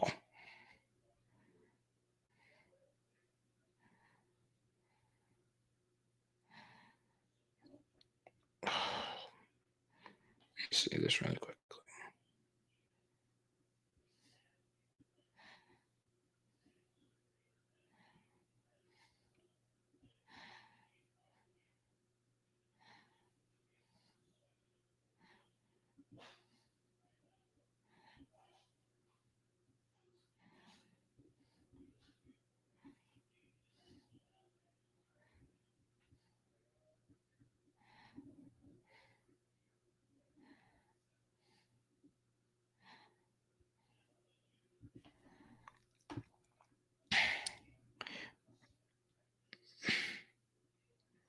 Yeah, they're both coming. You don't have to worry about those guys.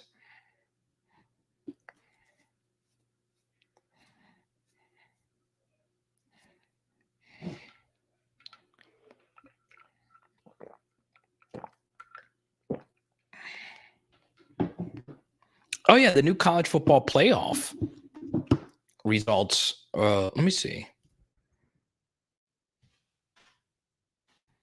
I haven't seen the new playoff results.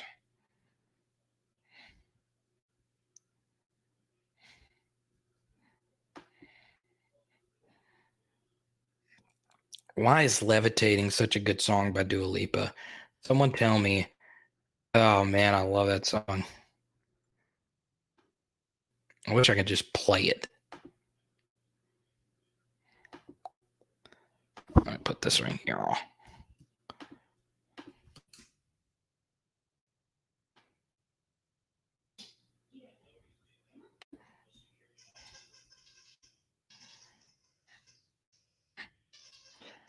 What do y'all think? Yeah, McLaughlin's going to be a good player too. Dua Lipa, that song is so great, man.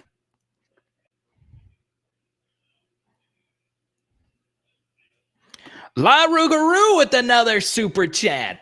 Ha ha ha! Rolling in the dough. I love it, man. Ha ha ha ha! Yes, sir. Mm.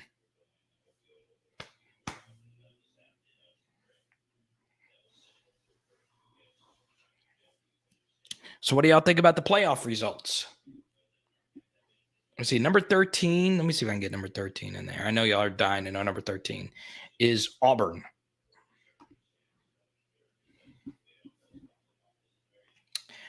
Joseph, you know, I love Coach Prime. I do.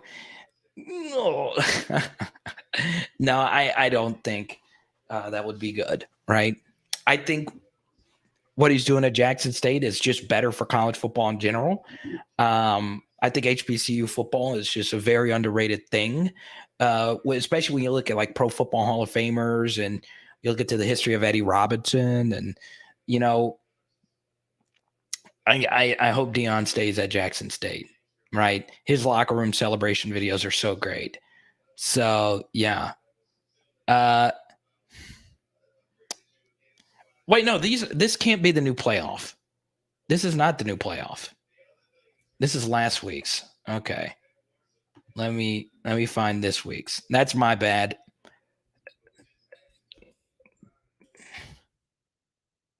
Let me find the actual playoff. Why would that be the first thing? College Game Day would have it, wouldn't they? Well, of course not. I mean, I just I just want the rankings. There we go. Ooh, Oregon number 3. Ofa on the sword with changing the D to a 4-3. No available good D. DC so late to Dave left. Then no offseason police like the other bot search in 21. Yeah, I agree with you, Chad, to a certain degree. I still don't. Okay. Chad, thank you. And I've given you so much love for your profile photo. I just love it. The deuces, man. It's so great. Okay. So let's talk about the Bo Pelini hire. There was red flags on this all throughout, right? So a lot of you can relate to this, right? I don't know if you can, Chad, but once you get comfortable in life, you don't want to get uncomfortable. It's hard to get that hunger back. So when you hired Bo Pelini, he had the dream job at Youngstown State. No pressure, unbelievable job. His brother was his defensive coordinator. I mean, that's a life right there, right? And every other coach has failed at Nebraska. So La Rougarou. Okay, let me answer this question really quickly, and I'll get back to it because La Rougarou was first. The best candidate, La Rougarou. I know you are. I know you're getting ready to go, so let me go in and give you this right here. Okay, boom, right there, La Rougarou. That's my number one candidate. If you have to go to bed right now, you can watch that video. Number one. And my number one candidate is Lincoln Riley, and there's not a close second. So So yeah, you can click that link right there, La Rougarou, and it'll take you to who my number one candidate is. So here's the thing, Chad. You didn't have to hire Bo Pelini, and you also didn't have to pay him 2.4 million. There was red flags throughout this whole thing, right? Once again, no interview, right? Also, without the interview, he comes over and you pay him 2.4 million and you pay him the $4 million buyout to walk. I also see you, Library Guru. Get some good sleep, man. Click that link and watch it in the morning. It's a really good deep dive on what make Lincoln Riley special. And we'll get back into some other realistic candidates in just a second. But as we always do, we always hold preference to the super chats. Thank you again, Chad. So the Bo Pelini thing didn't need to happen. There was plenty of guys who were still hungry to prove themselves as a defensive coordinator. So you had a guy who, John, thank you for the super chat, man. You get the next question after La Rougarou, after Chad. So, John, thank you so much for supporting the channel. So, whichever you want to talk about, John, please just type it in and I'll get to your topic in just a second. So, this is very key. The Bo Pelini thing had red flags all over it, right? It still didn't need to happen. So a guy who's already settled, a guy who's already won a national championship as the defensive coordinator at LSU, a guy who probably didn't really even want to leave Youngstown State. I don't know if I would want to leave Youngstown State if I was getting to get paid a lot of money to coach with my brother. You can't really beat that. So yeah, the Bo Pelini thing was just a disaster. And this isn't just revisionist history, Chad. I have a video. I did it on Chat Sports where Bo Pelini was legit my number 6 defensive coordinator candidate. So if my dumb self can see that this was going to be a disaster, and also a Bo Pelini player did reach out to me and say, I don't even think Bo Pelini ran the type of defense he wanted. He also didn't like all the new technology that we had there. So that was just a disaster from the get-go. And then add in Ed Orgeron wanting to rush forward, play man coverage underneath, man free, one high. It's just a disaster when you're going up against Lane, you're going up against Elijah Drinkowitz, you're going up against these great play callers. You're just going to give up 7 yards per play, which we did in 8 out of 10 games. So that's the first thing. The second thing, the second search, the Durante Jones search made a little more sense. And I actually liked Durante simply because I wanted a defensive coordinator who was going into this with a fresh perspective. And obviously he was completely opposite than Bo Pelini, who, is going to be in his ways, right? So the botch search in 2021 was bad. Our defense has been better, but not that much better. So these last few games are going to be huge, right? It's going to be absolutely huge. Okay. Great super chat, though, Chad. I love talking about recent LSU history. It's my favorite thing to do, right? But Chad, your comment is so accurate as well because it is so important to focus in on how great Dave Aranda was at our school, and we were very blessed to have him. I am too, LJ. I really don't want Ryan Day and those guys to win. So John wants to talk about Walker Howard. We've been commenting on a bunch of photos, but John, I've got to know where you and I'm guessing this is your significant other. Where is this? This is an excellent photo. So John says Walker will be the man next year. Okay. So let me ask you this question. How many of you, look, I can change this to a poll. Let's see what the final poll results are with Durante here. We had 97 votes. Very good sample here. Oh, we are so close to 100 in super chats tonight, guys. So close.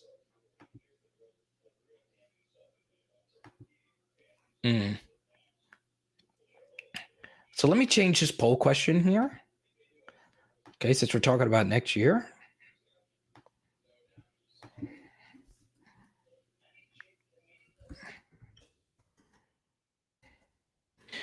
This John, you're getting the poll question treatment.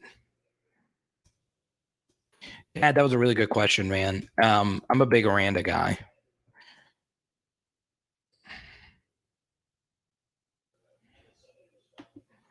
Okay.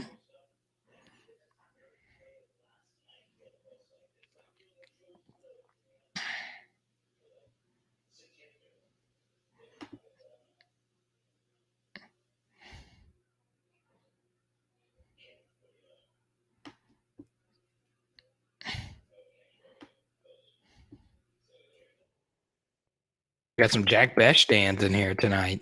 How many of you like really fanboy stand over Jack Bash? I know John does. If John's talking about Walker Howard, there are some real Jack Bash stands in here. Grant actually, his avatar is Jack Bash. I like it, Dan. Jack Bash, gotta love it. I tell you, Jack Bash has a crew that watches our channel. So not even people that know him, just diehard fans. So uh, so this is how I feel as well. Grant and Danielle, both big time super chatters. Only issue with Walker coming straight in is to start his maturity, development, ability to command and lead so young. Yeah, it did pan out. I mean, LJ, his film is just, man, I got chills watching that guy play. That dude was a freaking beast, man. The dude was just so much fun to watch. So look, I think this is a great super chat. Let me see here. Got a lot of military in here tonight. Complex, welcome back, my friend. That's to start. Let Max hit the TP, and Walker will wait a year or two. Yeah. Yeah, I was a Jack Bash stan, but Jack Bash has got some real fans out there, right? Bash was my number one wide receiver out of the five of them. Just putting that out there. But he's a monster. I thought he would be this good in year one. Like, I'm dead serious. Like, I was like, what is Rivals and 247 looking at? It's like, this is unreal what this guy did on a football field. Like, he did some really crazy things. And then when I was hearing that he was going to be like the hybrid tight end, I was like, oh my God, this is going to be so freaking cool. That's so cool, man. We got a Shannon Sharp. Dion could be that guy, though. You know, it's too early. It's way too early to tell. How many after year one, everyone thought that Odell was going to be just like way better than Jarvis. It didn't turn out that way, right? So, look, I like Walker Howard as much as any of you, right? You guys know I'm a Walker Howard stan. I do tend to Semper Fi actually knows Walker Howard and goes to all his games. So he actually is probably the biggest Walker Howard fan here. And look, I would like to see it. I think it'd be cool. But there's a few red flags, him being the starter in year one, right? So let's go through the red flags. The first is he had a very serious injury that he's dealt with this year, the lower body injury.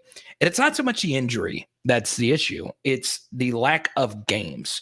So there's a lot of historical college football data that proves that the quarterbacks in the NFL that succeed are the ones that had a certain amount of starts in college, right? So I haven't done the research on if that actually applies in high school, but this is only Walker Howard's second full year being the full-time starter. So I do think that plays a small role into this.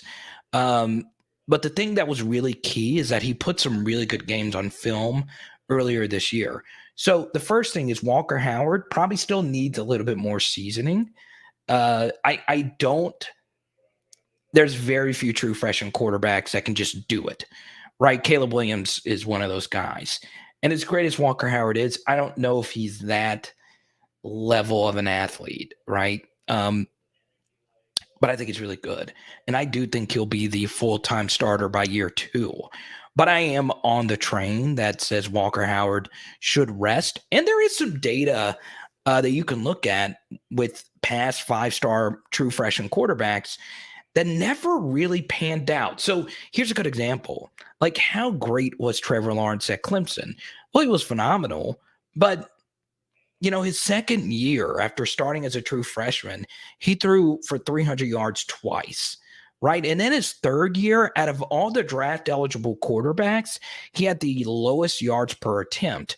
Now, some of that is due to the offense that he ran wasn't the most modern. And I excuse that to a certain degree, but I do think there is some value in sitting your first year. I think that kind of ruined Bo Nix. Obviously, the most famous example of this from an LSU perspective is Brandon Harris. And think about the most talented quarterbacks that have ever walked through the doors at LSU. Most of them sat early. Jay Russ, Perilou, Flynn, Burrow, Matt. And I go back to the stat that John, let me see if I can find John's comment here. I had Semper Fi's comment up there because he knows Walker Hour. And John, you didn't tell me what mountain you're on. That was a pretty cool photo.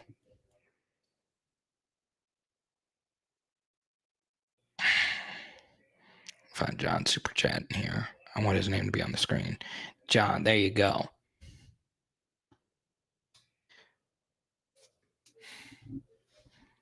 So yeah, I think. I think Walker Howard is fantastic. I do. I just think it's better to not start as a true freshman. There we go. Thank you, Joseph, for the nice super chat here. I am out of here, guys. Set up for Marine Corps' birthday tomorrow. Semper Fi. Look at that. Joseph Big Daddy Francis. I love it, man. We got so many Marines in here. So good.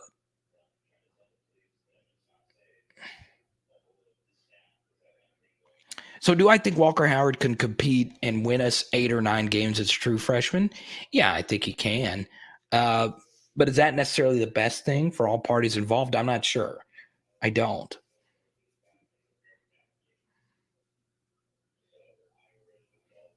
What's up, Larry? Joseph, thank you, man. Thank you for supporting my channel. I love it, man. I love it. Look at your avatar with a very lovely lady in there. I love it, man. Robbie! Huh? I don't. Okay. So for those that don't know, I am big into football cards. I do have a football card podcast. Let me see if I can get you guys to subscribe to it. It's really fun. We released a new episode today. I release new episodes every Tuesday. And I talk a lot about Joe Burrow on there because I'm an amateur Joe Burrow lector. Let me put this. There we go.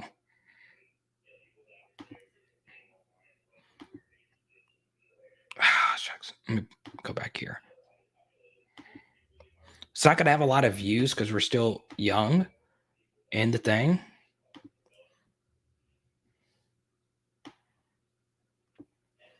We have a really fun podcast on here with my guy, Andy.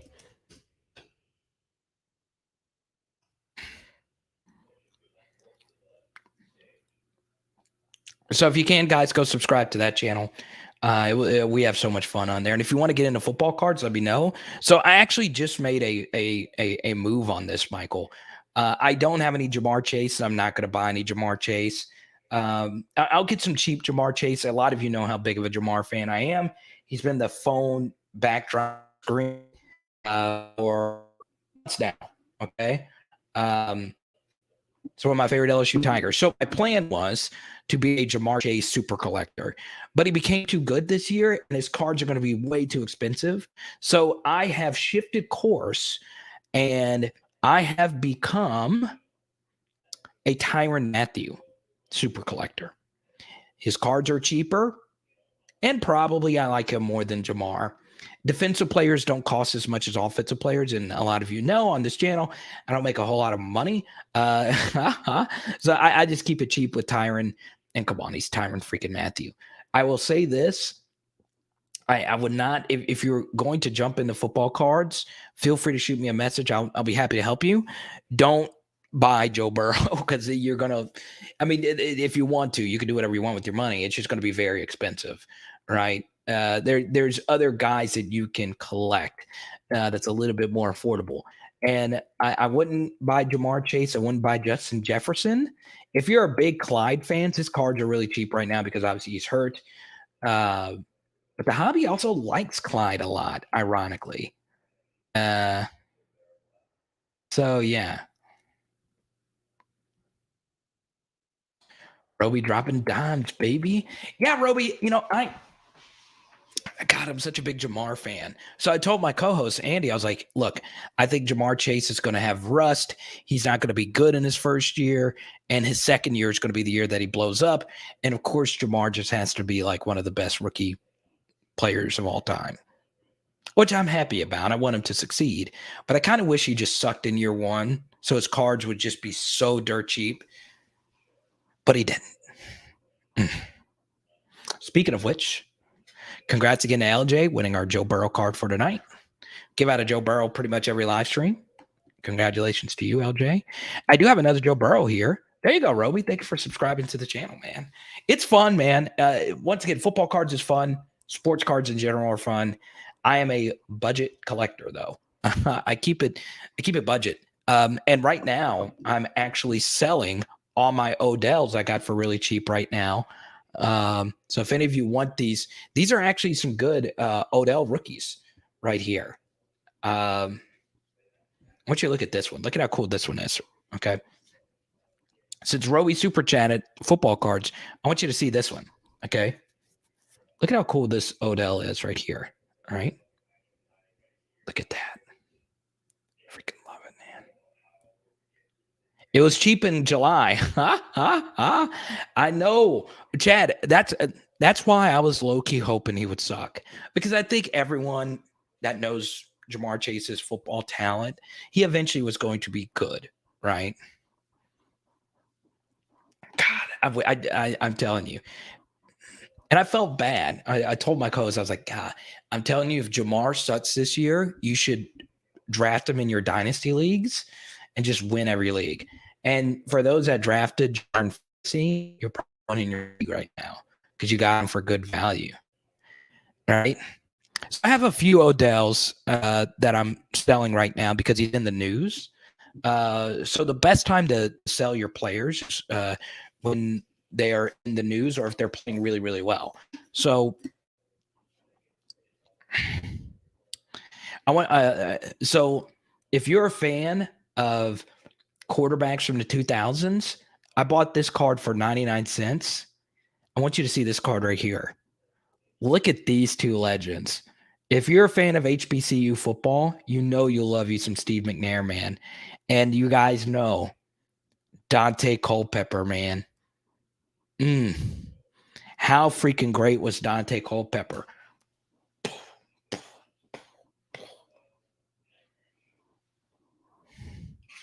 I'm serious. How cool is this card? It's 99 cents. Dude. I swear to you. This is the first time I saw this. Okay. I bought the card. I've only looked at the front. Okay. And it's ironic that we did the only video we've ever done. I swear to you, this is the first time. This is so cool. This is live. So I want you to read on the back of this card. Look whose name is right there. Doug Nussmeier's name. I promise you, the only video we'll probably ever do about Doug Nussmeier today. His name is on my favorite card I think I've ever bought. This is one of my favorite cards ever. $1 for two legends, two of the funnest freaking quarterbacks ever watched. These dudes just had cannons and just ripped it. Man. For real. I want everyone right now, if you're watching on your phone, put it down and just do. It just always makes me feel great when I do the Dante Culpepper. Let's go. I also wanted to show you guys this. Let me see if it's right here. Oh, I have it right here. And he retweeted me. You can go look at his Twitter. For you Tulane Green Wave fans, look at this, okay? If you are a diehard fan of quarterbacks, okay? Look at who I got. His rookie in a slab. So like a graded rookie. And it's got a really good grade on it. 9.5 is about as good as it gets in a Beckett slab. Okay. I want you guys to see this. Okay. If you're a fan of Louisiana quarterbacks,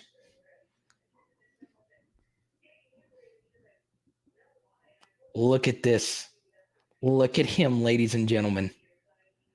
Who remembers Sean King? God, freaking love this guy. Even though I went to the Buccaneers. Roby, it depends what kind of cards you have of Zion. Roby, shoot me an email and I'll give you some advice on what you should do with your Zion cards. I do have a strategy with Zion investors. I did not buy Zion. All right. And Haley actually got mad at me because she's really mad at Zion because if you're a Pelicans fan, you know how like mad you are at Zion right now. Haley's a little angry because like we named our dog kind of sort of after Zion.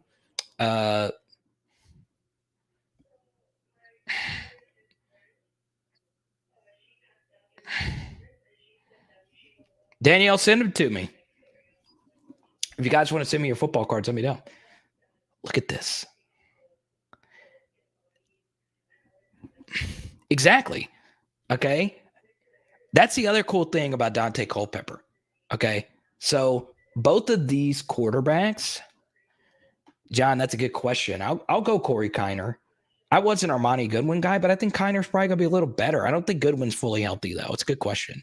So what's really interesting is both of these quarterbacks, obviously, big deal in the NFL, right? So Steve McNair, 1 yard short of the Super Bowl. But Dante Culpepper, the middle of the biggest what if in football history. If Drew Brees would have gone to well, I'm going to let you guys answer this. Do you think, and we're 2 hours in, we dive into different topics. Do you guys think Drew Brees would have been the same quarterback at Miami that he was with the Saints? I'm dead serious. Do you think Drew Brees would have been as good of a quarterback? Yeah, Roger, I forgot you're a big Danny Etling guy. Roger is the president of the Danny Etling fan club. We haven't done the fan club thing yet.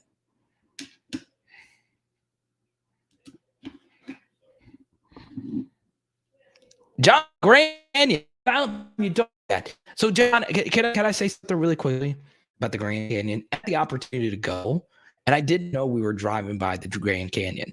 The most beautiful drive on the planet Earth, the most beautiful drive you can make is going from Dallas to Vegas because you drive by the Grand Canyon, you drive by the Hoover Dam, you also get to drive by the alien crater.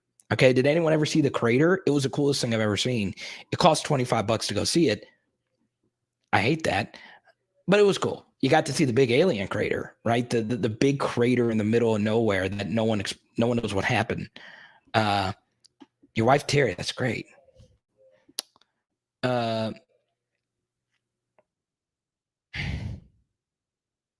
got a Dan Marino. I didn't know there was a Sean King that played for LSU. I didn't get to watch the Saints game because I was doing the film study for LSU Bama. I'm really glad I didn't. What's up, Britt? Hadn't seen you in a while. Marino rookie card from my dad when I was 12 years old. I had no idea it would be valuable one day. Yeah, he's Dan freaking Marino. You know what's funny? Vintage quarterbacks are actually kind of cheap right now. You can get some Dan Marinos and John Elways for $400, $500 in good PSA formats. So yeah, I mean, those actually wouldn't be horrible investments right now, right? So I don't buy as many like legends for like long-term flips. The only big card I have of a legend, I have Jerry Rice's rookie, in pretty decent condition. But other than that, I don't have any big. I'm not like these big card accounts that have these Tom Brady cards that are worth $500,000. Russell Wilson to the Saints.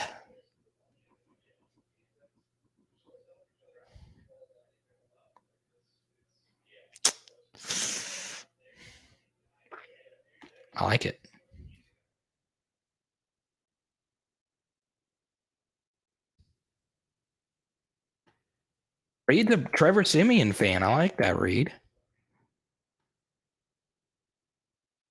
It's good, man. I love football cards, man. It's my favorite thing, man. Uh, am I ready for Christmas? Yeah, Britt. Um, yeah, I am. God,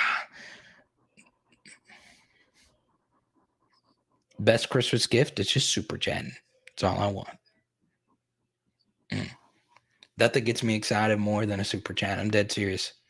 It's like whenever I get a super chat, this is why is it gets Haley happy because she watches in the other room from time to time.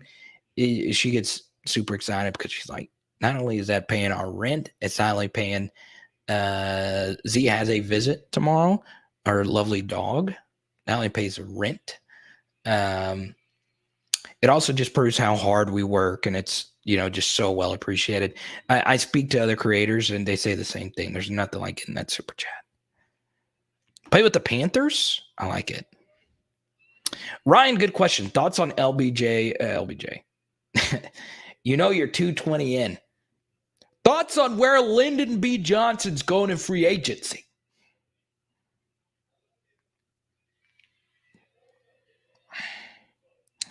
Yeah, read a certain Zion rookie card is worth $1 million, right?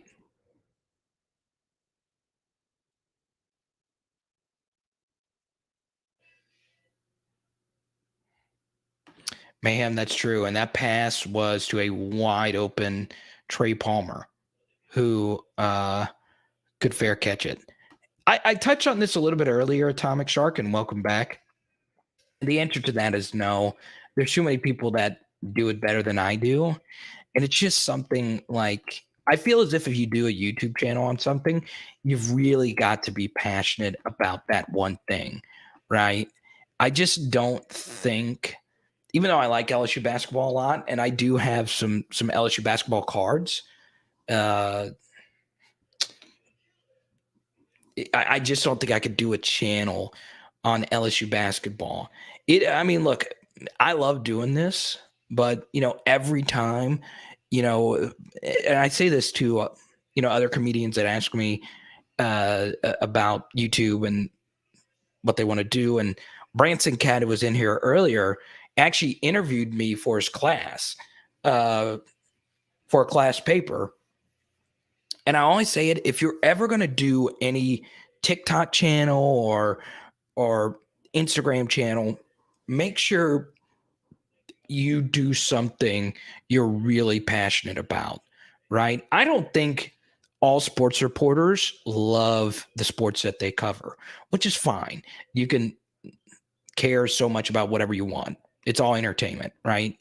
I just have a hard time, because when you do this stuff, and this is the only thing I do. I mean, I DJ weddings and, I'll do, the occasional hosting, whatever. But, you know, and I do some college basketball stuff.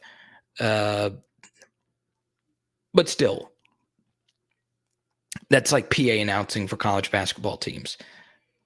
I just don't know, Atomic Shark, if I could do it so well that it would make me happy, right? Uh, because if I did an LSU basketball or a baseball channel, it would dilute what this channel is, and I don't think you guys would want that, right? So you have to, and once again, I get a lot of questions from some of you about starting your own LSU football channel or whatever channel you want. It could be knitting, it could be whatever. And I actually do think knitting is an underserved niche. I really do. But find a niche, find a way you can be, authentic and different with it. And yeah, and I've had other LSU or just other YouTube channels. I've had other LSU projects. I did an LSU podcast for SEC Country. I wrote for Bleacher Report for LSU and made decent money doing both those things. But this is by far the proudest I've ever done because it's been entirely independent. And the only way I can keep doing this is obviously, by far the super chats, the Venmos, and the Cash Apps. But if you keep watching the videos and you watch them all the way through and you like them, comment, that's the most important thing. It really is, right?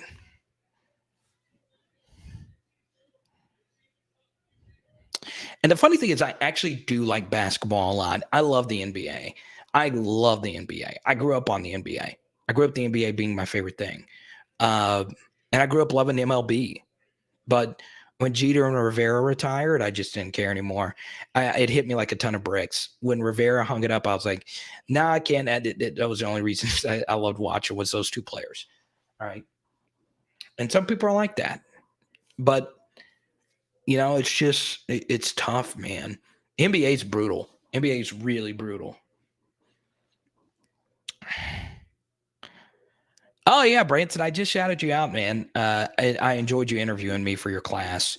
It was fun. Dog for an hour. It was good, man. Branson interviewed me from his freshman dorm. Let's see. I like to croquet in my spare time. By the way, my stand-up's not good. I would not watch my stand-up. It's just not good, right? I mean, it's okay, but there's one out of every 100 people that ever try stand-up is actually undeniably funny. So, and I am not one of them. Uh, but yeah, man, there's nothing. I mean, there's nothing quite like getting a laugh on stage. It's very surreal, and yeah, I do recommend trying it once. It's funny. There's nothing like making a crowd laugh. I'll share with you my since we're so deep into it. I'll share with you my favorite stand-up memory. And I remember this clear as day. It was the night before Kobe died. And I drove from Fayetteville to New Orleans with my best friend Curtis. So Fayetteville, Arkansas. We drove from Fayetteville to New Orleans for the Kobe game. And I headlined a show in Fayetteville. And, there was a while where I was doing a bunch of longer sets. And, I just started getting really good at doing longer sets. Now, I wasn't unbelievably funny, but I knew how to work my way through a 30-minute set, and it was just wild. Like, it was just such a wild set. One day I might post a full set, but what was really funny was at the end of the show, and I do think there's a clip of this somewhere. Actually, at the end of the show, I was wearing a red sweater. I was wearing a red Liverpool sweater. I was wearing a thank you.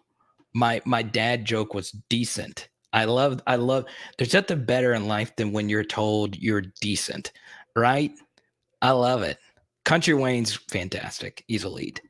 Not at stand up so much as social media. His Boosie video a few months ago was so good on IG.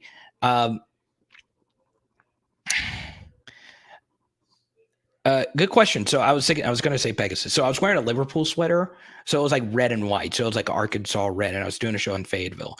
And at the end of the set, I took because this was like 10 days after we won the national championship. I took my Liverpool sweater off and I had an LSU national championship shirt on. And after murdering that crowd, and I didn't murder it, but they after the crowd really enjoyed themselves, it felt there was no better feeling than when I got booed at the end of the set for showing my LSU shirt. I loved it, man. But that's probably my favorite moment ever. Yeah, but you said I'm decent, right? Yeah, I said, Imagine going up to someone you think let's just say you're trying to go up and flirt with a significant other, and that significant other, that potential significant other, says, if you were to rate me on a scale of 1 to 10, what would you say? Well, you're decent. I'll give you a 5. Best compliment ever. I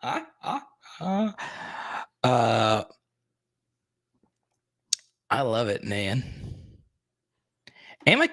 Okay, so Simplify, you owe me a bunch of crawfish for giving you business. Number one uncommitted player you think LSU has to have? Good question here, Pegasus. And the answer is Harold Perkins. He is my number one player in 2022. He's really special. So I'd go Harold Perkins.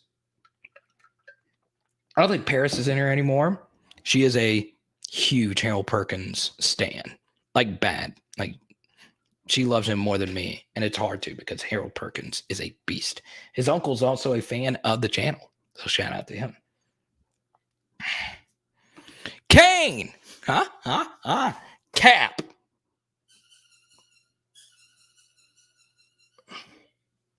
Gotta shout out Kane, who hasn't been around a whole lot. But I will say this. When it wasn't the popular thing to do on this channel, and Kane used to really get ribbed for this on this channel, Kane saw the warning signs with that Orgeron before anyone else. I mean, he was talking about this after the Mississippi State game. And he said, guys, this is about to get really bad. There are receipts. You can go back and look at the live streams. So, you know, you don't get a prize for being right. I don't do stuff on this channel for my predictions to be right. Okay? But you do deserve credit for being right, especially when the opinion wasn't popular. Okay? So, yeah, and Reed, I know you were a little, you weren't on fire about Orgeron, and I wasn't either, particularly this offseason when I kept watching, you know, our defense just not change things up. But I have to say, Kane was right about this. He was just right. And there's just no other way around it. Like, he was dead on. And it wasn't that he just disliked O per se. He was just giving his honest opinion. And, you know, that's just, it's just the truth. Like, that's what I want this channel to be. Unfiltered LSU opinions. Because you wouldn't be here if you weren't an LSU fan. I know I'm spending a lot of time on it, but it took some guts to do that. Yeah, and Kane was always, and he and I talked about this privately on Twitter, he was always looking out for the best.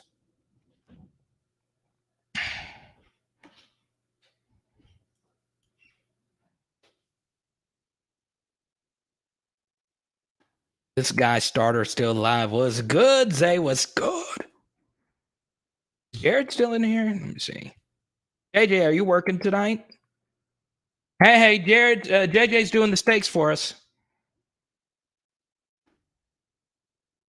I will love Harold Perkins. JJ's going to do you a salmon.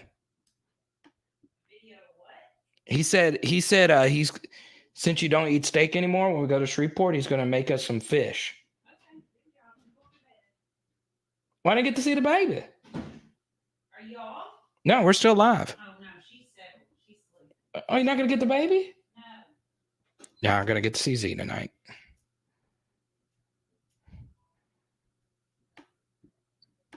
See you Saturday or tomorrow. I think we'll have a video tomorrow at 6, right?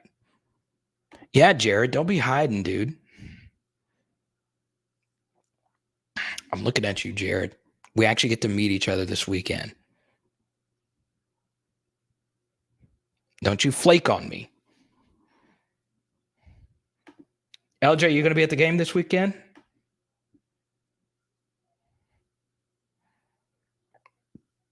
Night, LJ. Yeah, Kane, who do you want as a new coach? Let me know what you think, man. You're a straight shooter.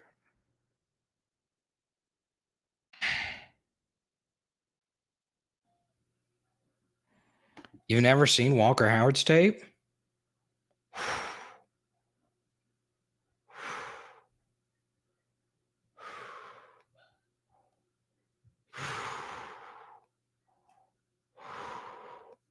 Jared, don't you flake. So where are we going to meet up? Where do you guys want to meet up? Kane wants Lane? I like it. JJ with the super chat.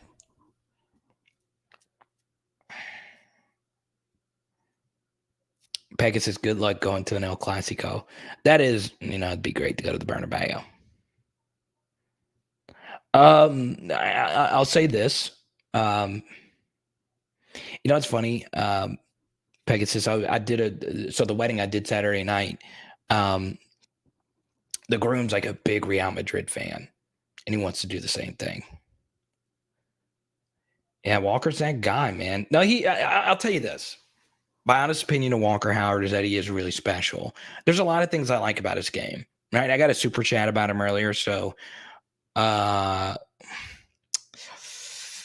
really good. He's really good. Look,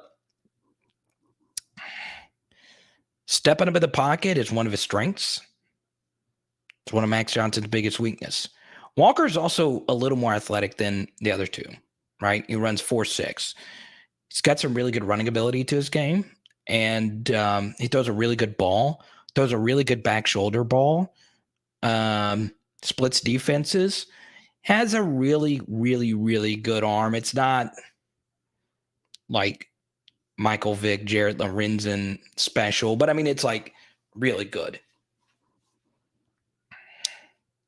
So he's a beast. He's a beast, man.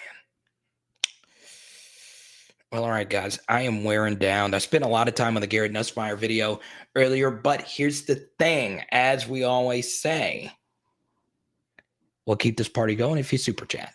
So if you want to super chat and keep this thing going, I'm happy to do so. If not, get a few more questions in here, and then we'll get out of here, okay?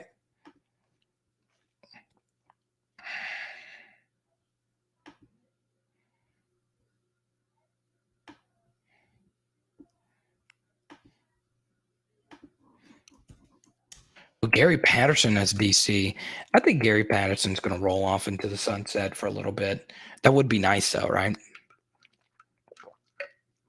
If you think Dave Aranda is well respected in the coaching community, Gary Patterson is worshipped with the coaching community. Worshipped. Like, he's almost like Saban level when it comes to just like defensive scheme. So it's pretty wild. It's honestly pretty wild. Like, people, when Gary Patterson was fired, there were some coaches on there like doing tributes to him as if he died. I mean, they really love him that much.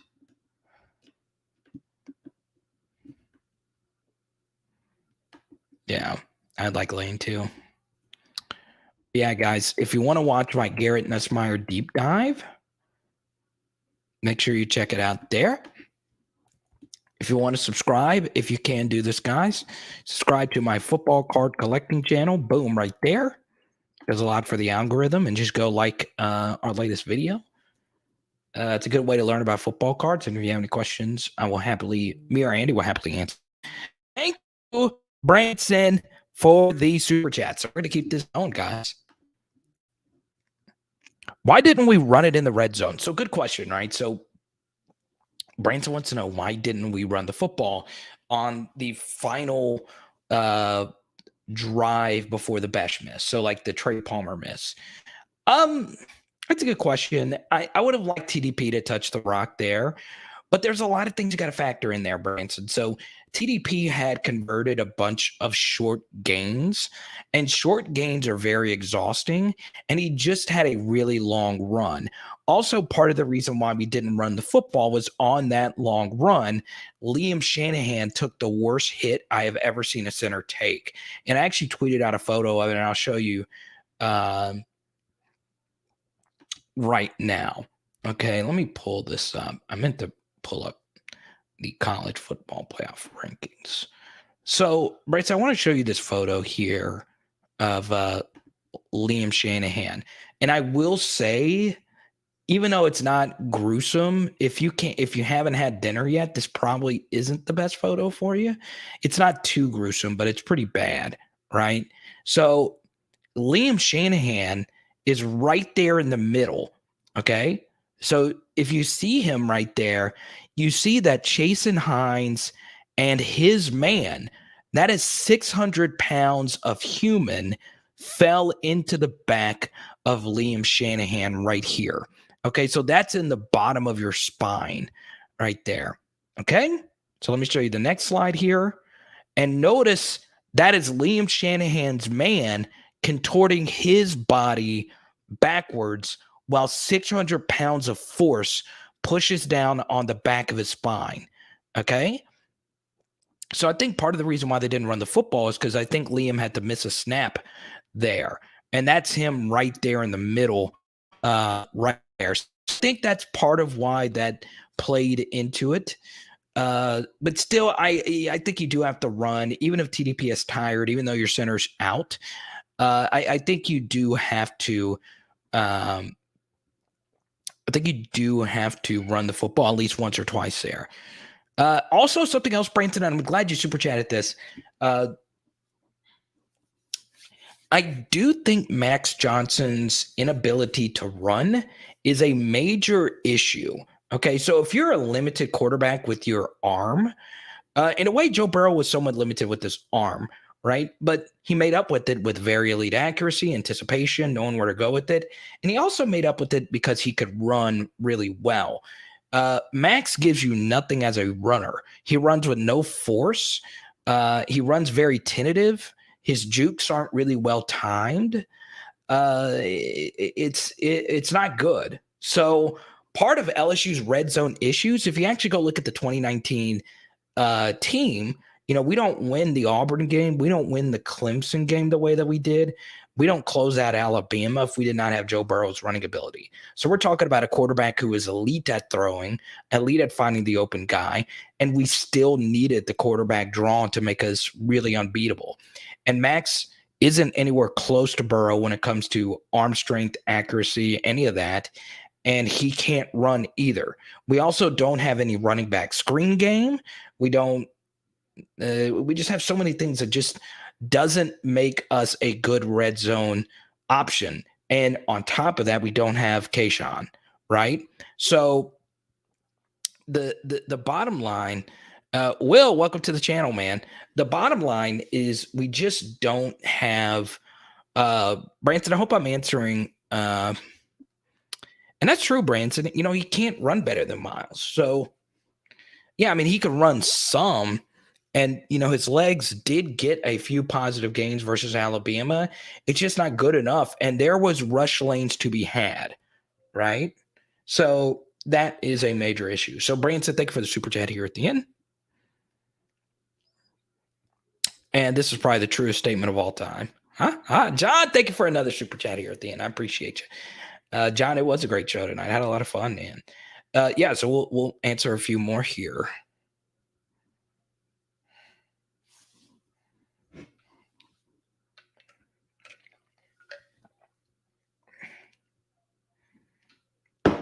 It is crazy to think about, though, that Lincoln Riley's only 5 years older than Brady.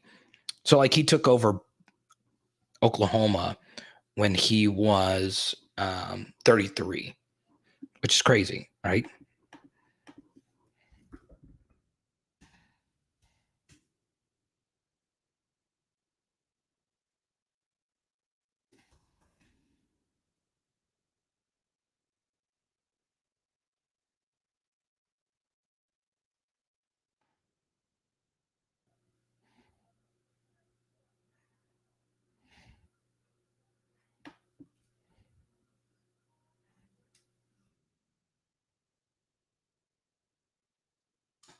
Hey, I don't know if we're going to be doing a pregame on Saturday because I'm going to be at the game. Good question, Britt. I do think it's going to be Nuss at this point. Wild to think that that was the case before the season.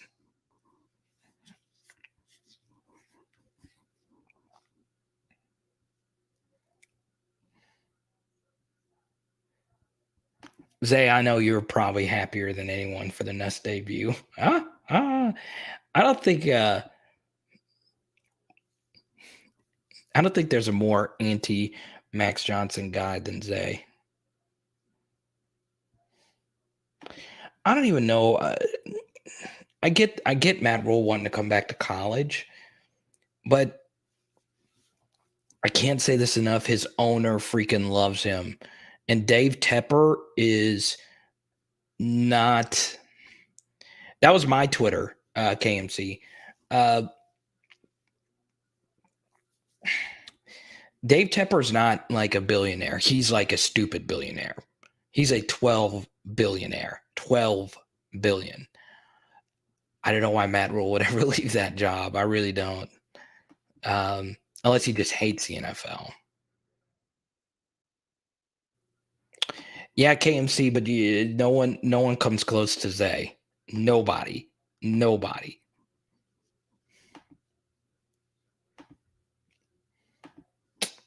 All right, guys. Do we have any more super chats? We'll keep this party moving. If we get another super chat.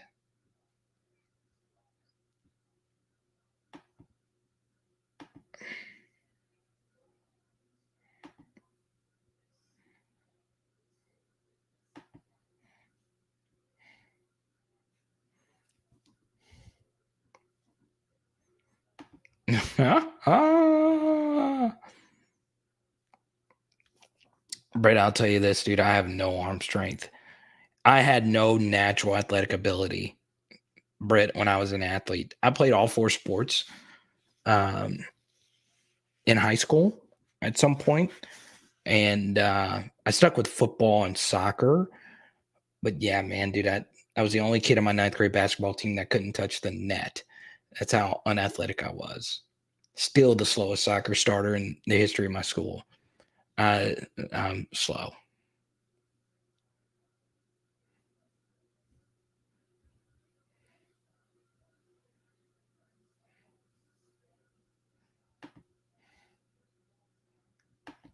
I would not take it. I wouldn't.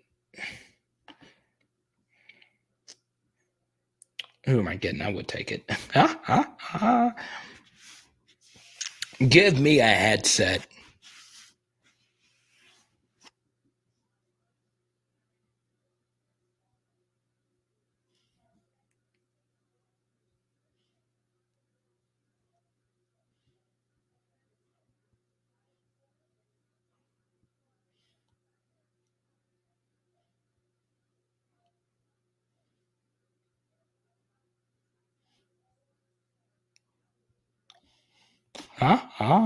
That would be even worse. Let's see. Just think we'd be average with Jimbo. Emma-Cat's a Napier guy. I like it. Give me the buyout. Yeah, man. I just don't think. Okay, first off, $1 million is just so weird to me. I just can't. Okay. So while Ed Orgeron's buyout of $17 million is great, nobody had a better buyout than Kevin Sumlin. He had to get $10 million in full in the first 60 days of his termination. That was his buyout. There is nothing better than that. No strings attached, 10 million GTFO. I need it in 60. Dude, there's nothing better than that. Yeah, Zay, man, I got to make this money, man. I legit survive on these donations, man. But I do just like hanging out, man. Kane's been at the loop, man. Billy Napier of UL. Jimmy Sexton doing that work. All right, guys. Thank you guys so much for making this the funnest YouTube channel I've ever done. And it is great. Let's go ahead and end this poll question. Interesting. 69 votes. Nice. On the Walker Howard poll. Speaking of poll, how about that Texas coach? Need to quit monkeying around. It's still crazy, though. The pet monkey. Why do you have a pet monkey? Why? What is the point? What is the point? What is your goal in life? Actually, it was 73 votes.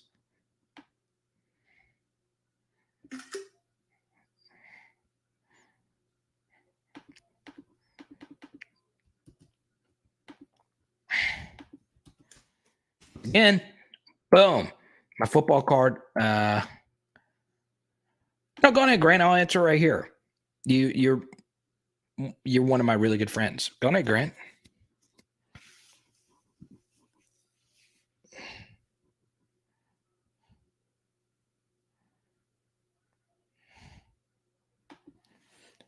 Well, does it change anything? I'm not gonna lie, Will. It's a little weirder that It was the stripper's pet. It's one thing to marry a stripper, it's another thing to marry a stripper knowing that she has pet monkeys. Like, how fire is she that you deal with a pet monkey? Teach their own. I wish I could play music on here and not get demonetized because I would be playing. Y'all know what song I would be playing right now. Y'all know what uh y'all uh y'all know what song I would be playing right now. Who knows what song I would be playing now about strippers and love? Name the artist. Name the artist.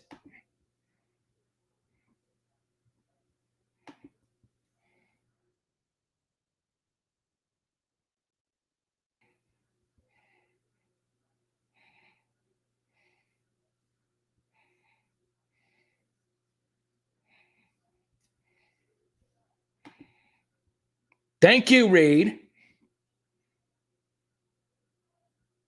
Branson, what you know about that T-Pain, baby? There's a photo of me and T-Pain on the internet. And I have a pimp chalice. It was one of the coolest moments of my career, getting to meet T-Pain. Riley said 2 chains. I'm not going nowhere, girl, I'm staying. I'm in love with the stripper. She rockin', she rolling. That's T-Pain is still. How is T-Pain still underrated?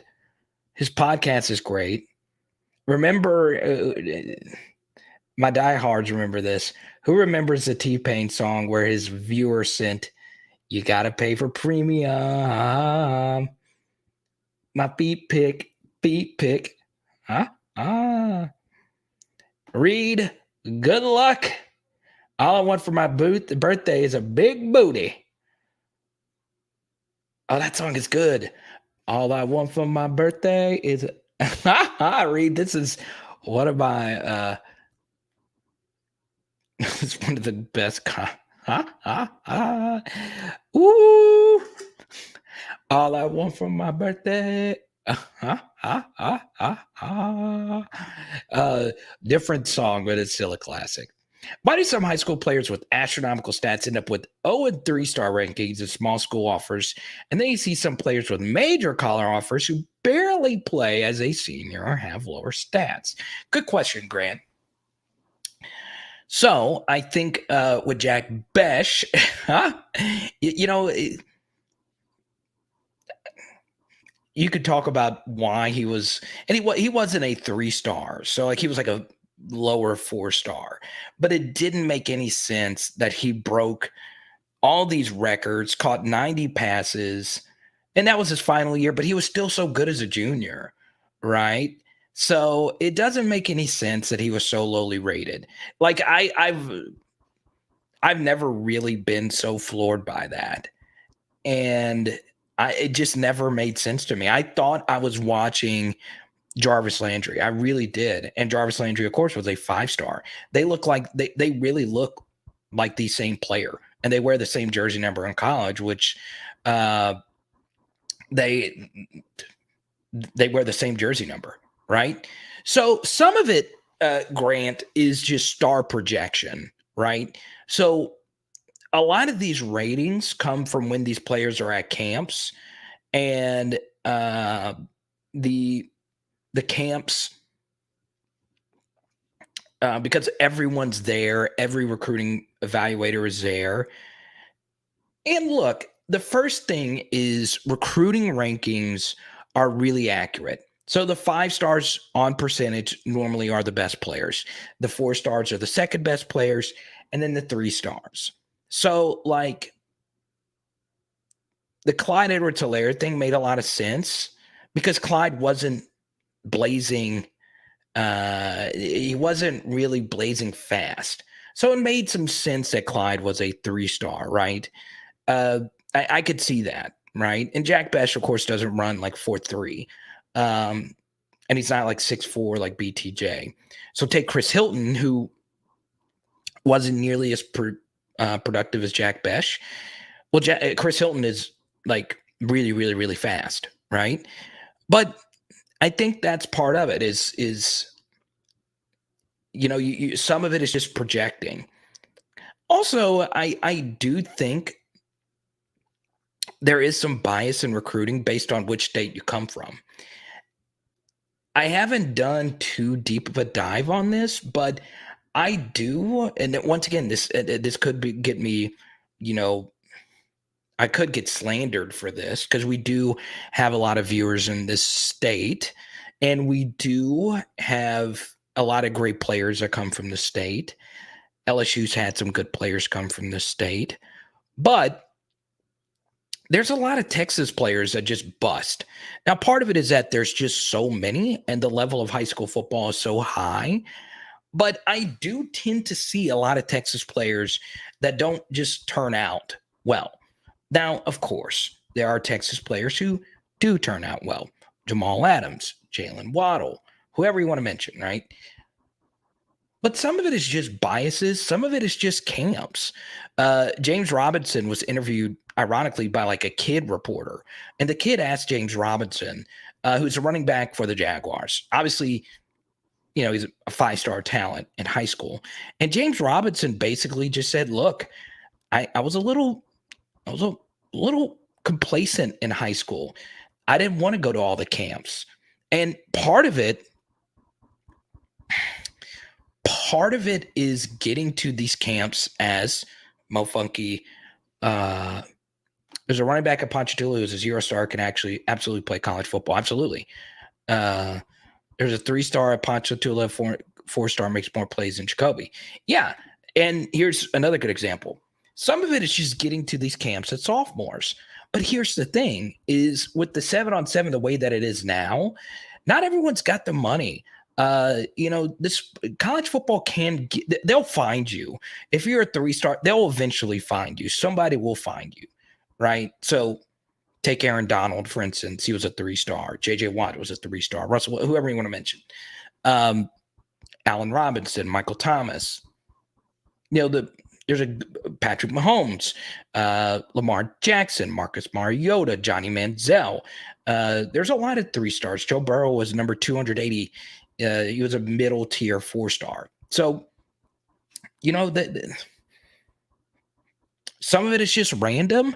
Also, as far as like the high school stats are concerned, it is funny. So, like, Grant, I don't know if you saw this, but it was ironically our Garrett Nussmeier deep dive. We did 2 videos this offseason when TJ Finley transferred, and we did another video with Garrett Nussmeier that showed your exact point. There are a lot of quarterbacks. For instance, Peter Parrish won a state championship in the state of Alabama, right? And he was just a ridiculous dual threat quarterback. But when you actually looked at his stats, he wasn't really that great. He had a running back who committed to Arkansas, and he wasn't really a great thrower, right? So quarterbacking is a lot of projecting. And it's sometimes, especially with quarterbacking, there's a lot of nepotism involved. Like, for instance, Stephen Rivers' high school numbers. He was a 3-star, but Stephen Rivers was not a good high school quarterback, right? No, he was a 3-star because, well, his older brother was Phillip Rivers. So there's all different kinds of biases that can creep in for certain players. But college football recruiting is somewhat of a country club sport. There's some guys like Harold Perkins who is just so obscenely good at football that it doesn't matter. He doesn't ever have to go to a camp. He runs 4.5. He plays every single position. And when I mean every position, outside offensive line, he does play every single position. There's some guys that are just extraordinary. Caleb Williams, whoever you want to mention, Julio Jones, Patrick Peterson. So Trevor Lawrence. There's just some people that are just so undeniably good that it would take, some major off the field thing for them to not work out. So yeah, there's so many different factors that go into it, but some of it, Grant, is also all right. Semper Fi, we'll see you on Saturday. Some of it also, Grant, is, dude, this is going to sound really weird, but some of it also is people that don't want to change their evaluations, right? There's people out there that don't want to, and this goes to Mofunky's point. So many kids get offered as a sophomore and none of them can play. They're only getting offered just to get offered, right? So yeah, some of it is that, right? Here's that's a cool story, Reed. Pete Carmichael was watching. That's really cool. This is also another thing, Reed, that Grant, that I'll point out about this, right? I love recruiting. I really do. But some of it also comes down to, does a kid give a good interview? Does a kid give you good access? Does a kid there's so many different things. Here's a good example here. Walker Howard was a rare projection that was just like so spot on, and he had never started, right? He committed to LSU before becoming a full-time starter. So yeah, man, it's really strange, and I do think about it a lot. Also, yeah, so there's so many different biases, and I'm going to leave you with this, right? And I think this is a very important point. So I was talking about Ron Brooks earlier. Ron Brooks had an incredible work ethic. So Ron Brooks lived in my apartment at WCA. And, Ron Brooks just worked his tail off. He wasn't the fastest. He definitely wasn't the biggest. But the dude just really put in work. Okay? Like, he really went after it. Josh Jurasic was another guy that I knew put in a lot of work. T-Bob was another guy that I knew put in a lot of work, right? Just from knowing them and just speaking, I was around the program more. But when I tell you there's a lot of players that get there and just don't want it, they just lose it. They just don't want it anymore. A lot of who you are as a college football player comes down to how much you really want it. This is a sport where you're running into other human beings at 22 miles per hour, and you only get to do it 12 to 13 times a year. By the way, it's a sport where you don't travel that much. Most of the games are played at home. There's no other camps. You're hitting the same people pretty much every day that just happen to be your teammates, but you can't really hit them. It's a very monotonous thing. And I know we think all the time, well, players, they have it so great and they have the facilities and they get first dibs on classes and they get the chef Michael Johnson, the LSU chef, they cook world-class meals. There are 8 full-time nutritionists who take care of every single player's diet. They have the best tutors on the planet Earth, right? But it is a very regimented thing, where in high school, you're the guy. You can do whatever you want. You're playing in different camps. You're traveling. You're playing different sports. At LSU, you're doing the same thing over and over at any college football program. And it's tough. It's a mental grind. And you've got to really freaking want it. You've got to really want to freaking be great. You have to. I can't say it enough. I know it looks great to us, but there's some people that get there and it's just like, I want to do something else in my life. And there was a high school recruit who was a high-level 4-star who got to LSU, wasn't good, and his dream was always to play in the NFL. And I remember he told me, I was like, dude, I got to school. I wasn't as good as I thought I was. I wanted to go to the NFL, but I knew I couldn't. So I just moved on with my life. And he did. It's hard. It's really, really, really hard. It's just hard to play, period. That's why I was so passionate about my Garrett Nussmeier video, right? Who's to say Walker Howard doesn't freaking Russell Wilson with the Seattle Seahawks and just steal the job from Matt Flynn? That could happen. That could happen. Walker Howard could step on that campus and be so undeniably good. So when you get your opportunity to play, you need to freaking play. Even if you're not ready, you need to go play, right? Because games are scarce. Your opportunities are scarce. Your lifespan in football is scarce, right? Most people aren't Adrian Peterson and Tom Brady and could play forever. Most people aren't Tyrann Mathieu, who will be able to play till he's 32, 33. He's only 20. Most people aren't that good.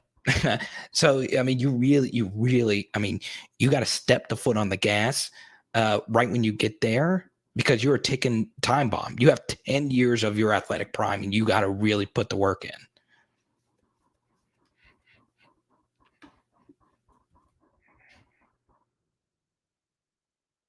Exactly.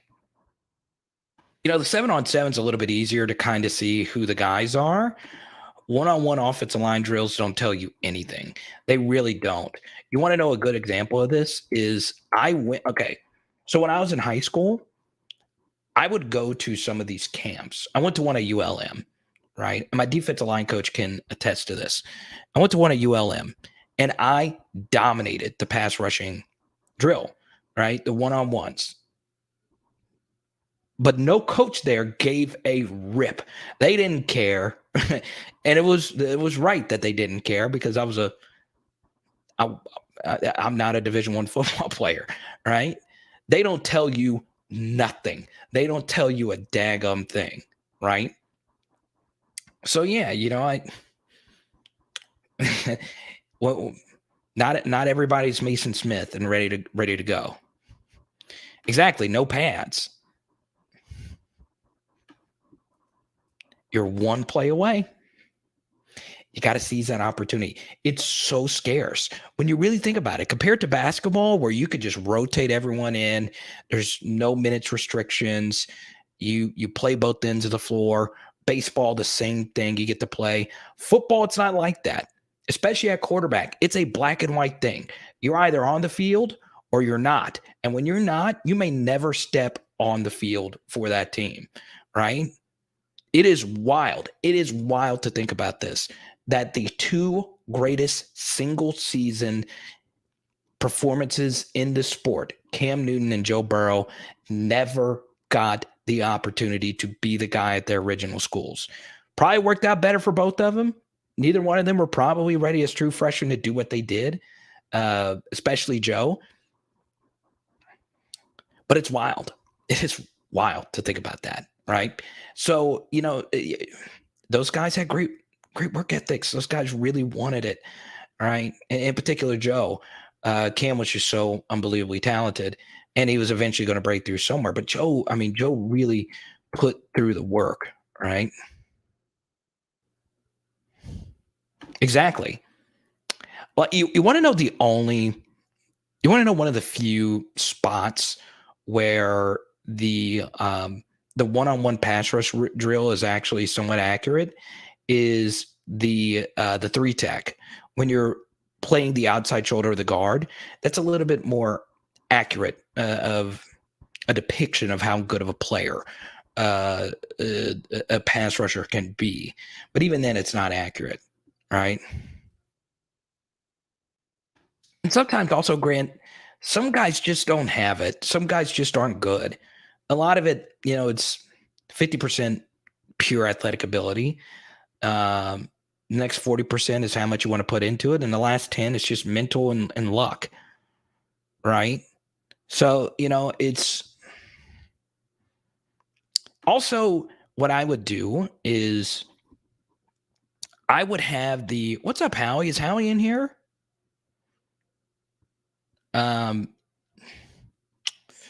Yeah, I would also, for these camps, I would make the linemen wear pads.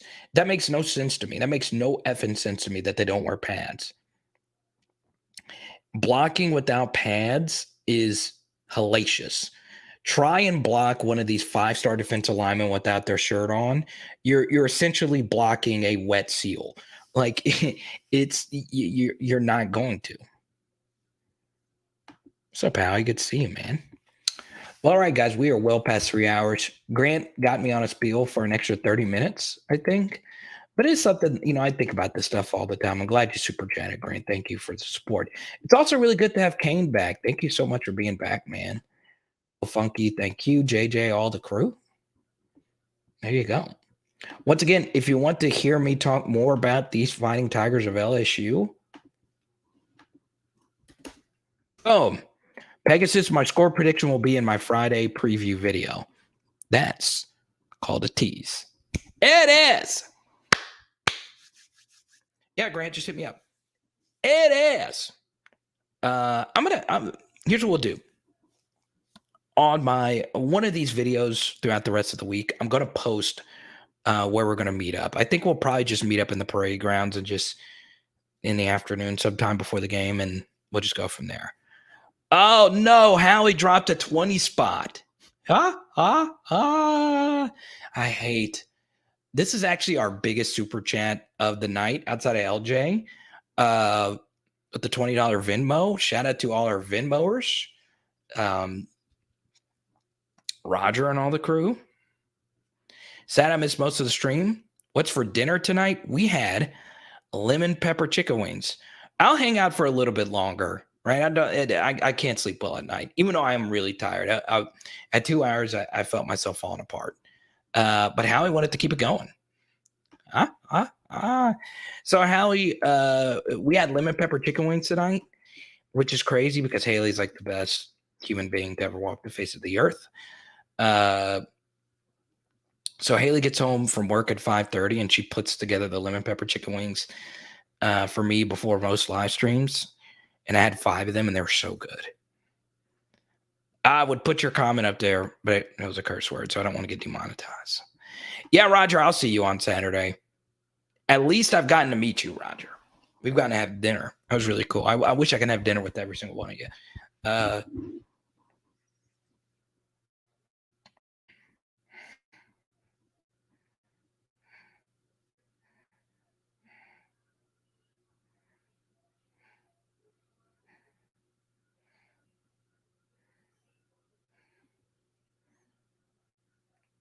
Oh, crap. Amoni Bates went off tonight?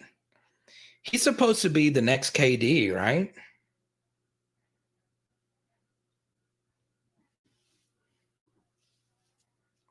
You know what I need? You know what I'm going to spend this $20 super chat? I need a gaming chair.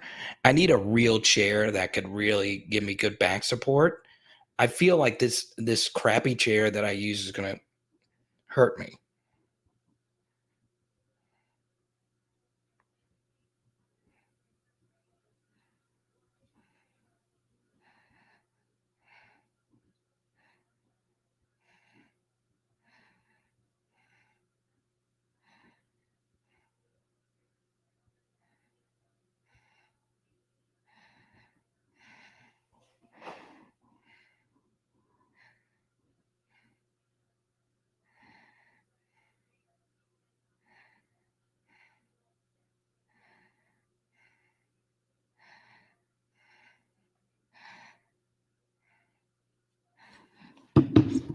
The Amoni Bates kid. He was committed to Michigan State. I want to share this. I want to put this guy on. If you're a Twitter, my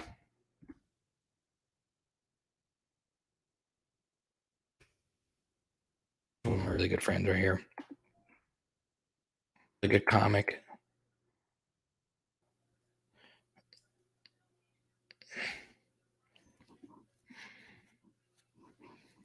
There's a lot of truth to this right here. So I was very Carvis, God dog it.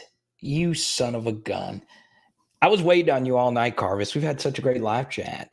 So that's good, guys. Carvis is in here, so we'll hang out for a little bit longer. We were supposed to sign off an hour and a half ago, but we kept getting super chats. Y'all should blame Grant for keeping this going. And Carvis, we talked about a topic that you actually like a lot, knowing you pretty well now. We talked about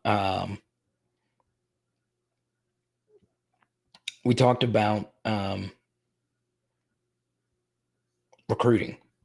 So I want to show you this tweet right here from my buddy Barry Laminack, a fellow comic. Barry's actually, unlike me, he's actually really good on stage. I am trash. Barry is a legit murderer. Imagine Amoni Bates with Zion Williamson. That would be crazy, right? So there's a lot of truth into this here, Howie. And Howie, you get to pick the next topic. Posture check. Haley's been getting on me for not getting a new chair. Let me see. So this is true. So this Wall Street Journal article says many streamers say they work when they're sick, rarely take time off, avoid eating on camera, and limit bathroom breaks for fear of losing followers. That's why I do these live streams. I want every single one of you guys to feel like you're special because I know, like the same thing I was saying earlier about Garrett Nussmeier, I know how rare it is to actually get monetized. I get to do this full time. So there's a lot of truth in this from Barry. If you want to know what it's like to be a YouTuber, and Barry's a really good YouTuber. I don't take days off unless I absolutely have to. I'm always worried that the people that do watch the show will find something better to watch or listen to if I'm not on, especially if I'm gone for more than one day. Don't get me started on my back always hurting. I love my show and I love what I do, but I also work 12 hours, 15. Exactly. So this is how I am too, right?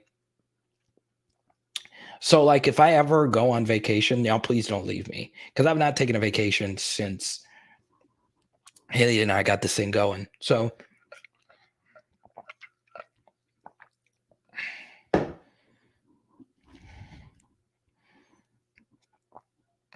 I'm all about the Imoni Bates, baby. So yeah, there's a lot of truth into this. And also go follow Barry on Twitter. Let me he's one of my comedy mentors as well. Oh, okay. So Howie wants to talk about I've missed what you guys have covered. Give me direction here on the topic. I don't want Jimbo. I love it. So Howie actually cares what everyone has for dinner. So one of Howie's super chats is what's for dinner? So what did everybody have for dinner? We're 3 hours and 15 minutes into this. On top of a 20-minute Nussmeier video earlier. What did everyone start a GoFund for a gaming chair? So what did everybody have for dinner tonight? What about you, Grant? I've heard now a big beauty. I love him. I get it. So for those that don't know, Howie is the one that started Hungry Howie's Pizza.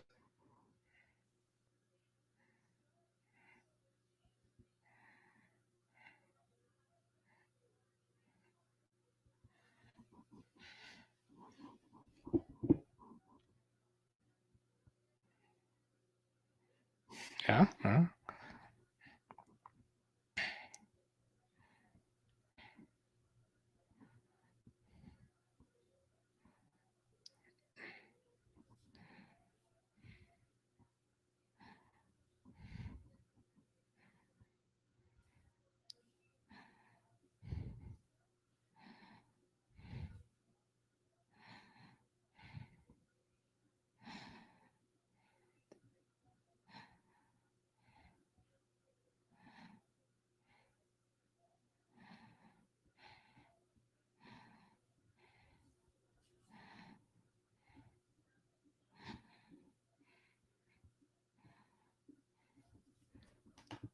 Let's go.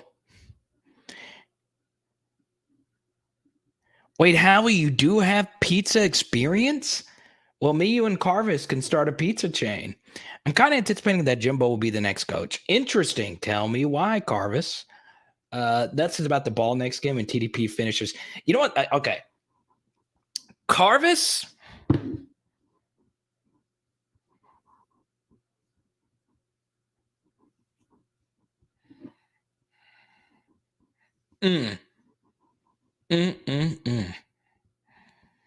Love it, man.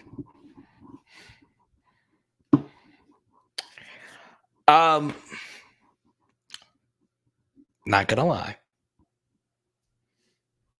Carvis was right about TDP. He's really good. He didn't become Nick Chubb and Sony Michel good, but he's good. You're right, Carvis. I have to say. Now we never got to see John Emery, but I give you a lot of credit. And also something else, Carvis. I got to show you some love as well. You were right on about the run blocking and the run schemes need to be better. And I'll also say this. I know he fumbled and the cut wasn't the best cut by TDP, but the fumble he really got blindsided. It wasn't necessarily like bad ball security. He just made a bad cut. But it still is bad ball security. You can't fumble there. But I will say this. Ty Davis Price was really good on Saturday. And I'm going to say something that's controversial, and I understand. I thought he was better versus Bama than he was versus Florida, because against Florida, he had gaping holes, and Florida has the worst EPA in the SEC defensively versus counter. So TDP was really good against Florida, and his legacy will always be Florida. In 2019, his famous run. 2020, he also had a really gutsy game versus Florida before he got hurt. Then in 2021, of course, he broke Fournette's record. Now, the Alabama game was better because TDP made a lot of those runs on his own. A lot of it were cuts that he had to make. There were some, and he's not a good short yardage back. He's not been, but he's gotten better. And he was making guys miss and falling forward. So TDP playing really well. I know the fumble's bad, but still. You know what, Mo Funky? You've been the president of the Garrett Dellinger fan club. Delly's had some good snaps, man. He looks good.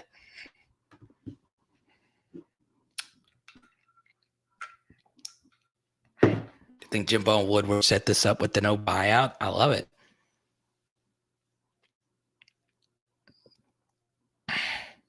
But your local bar name is Nussmaster? Howie, you just get more interesting by the second. I freaking love it.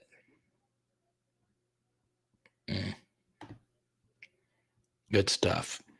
Well, all right, guys. I am really wearing down. This is the longest live stream we've done in a while. See? Oh, man, this is great. This is cool, man. We hit $153 tonight. I love it. Congrats to Marcus.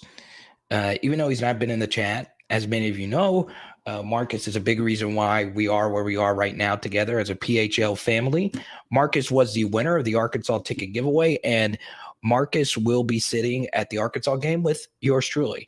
And lucky enough, my good friend Dr. Ratcliffe donated me the tickets to the game so I could take one of you. So thank you to Dr. Ratcliffe for letting me and Marcus get to go experience this. It's really going to be cool. All right. I'm happy for him, man, especially since he's a new father, right? So shout out to all the dads out there. He's definitely going to make a roster. Reed, I got to give you credit too. You're on the deli train too, man. You're on the deli train too. Okay, so Dudorix, you brought this up, I think in the last live chat, and I couldn't really get to it. Jake Peets has actually called two really good screens. We just missed the blocks on it. We missed one big screen with Josh Williams versus Florida, and he probably would have scored. We also missed a screen to TDP that would have gone for a big one versus Bama. Ed Ingram missed not one but two blocks, but Ed had a good game versus Bama overall. I know it's going to be fun, man. It's going to be cool to get to meet a lot of you guys this weekend.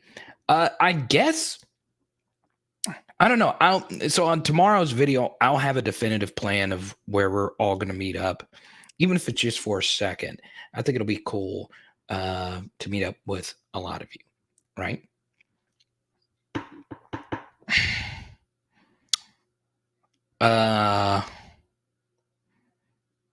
Wait, how he just gets more interesting by the day. Get in on a pizza franchise, bro. I was a GM at Domino's in Athens, Georgia, at a UGA campus store. I must say, Athens is the best SEC city. I'll leave you with that. It is Power Hour LSU. Boom. Once again, if you want to hear me talk more, make sure you go check out my Garrett Nussmeier video from earlier today. It's time to go get some macadamia nut. What kind of cookies did Haley get me? I think she got me some macadamia nut, like white chocolate cookies, and I'm fat, so I'm gonna enjoy it. We will see you. Boom. Let's go.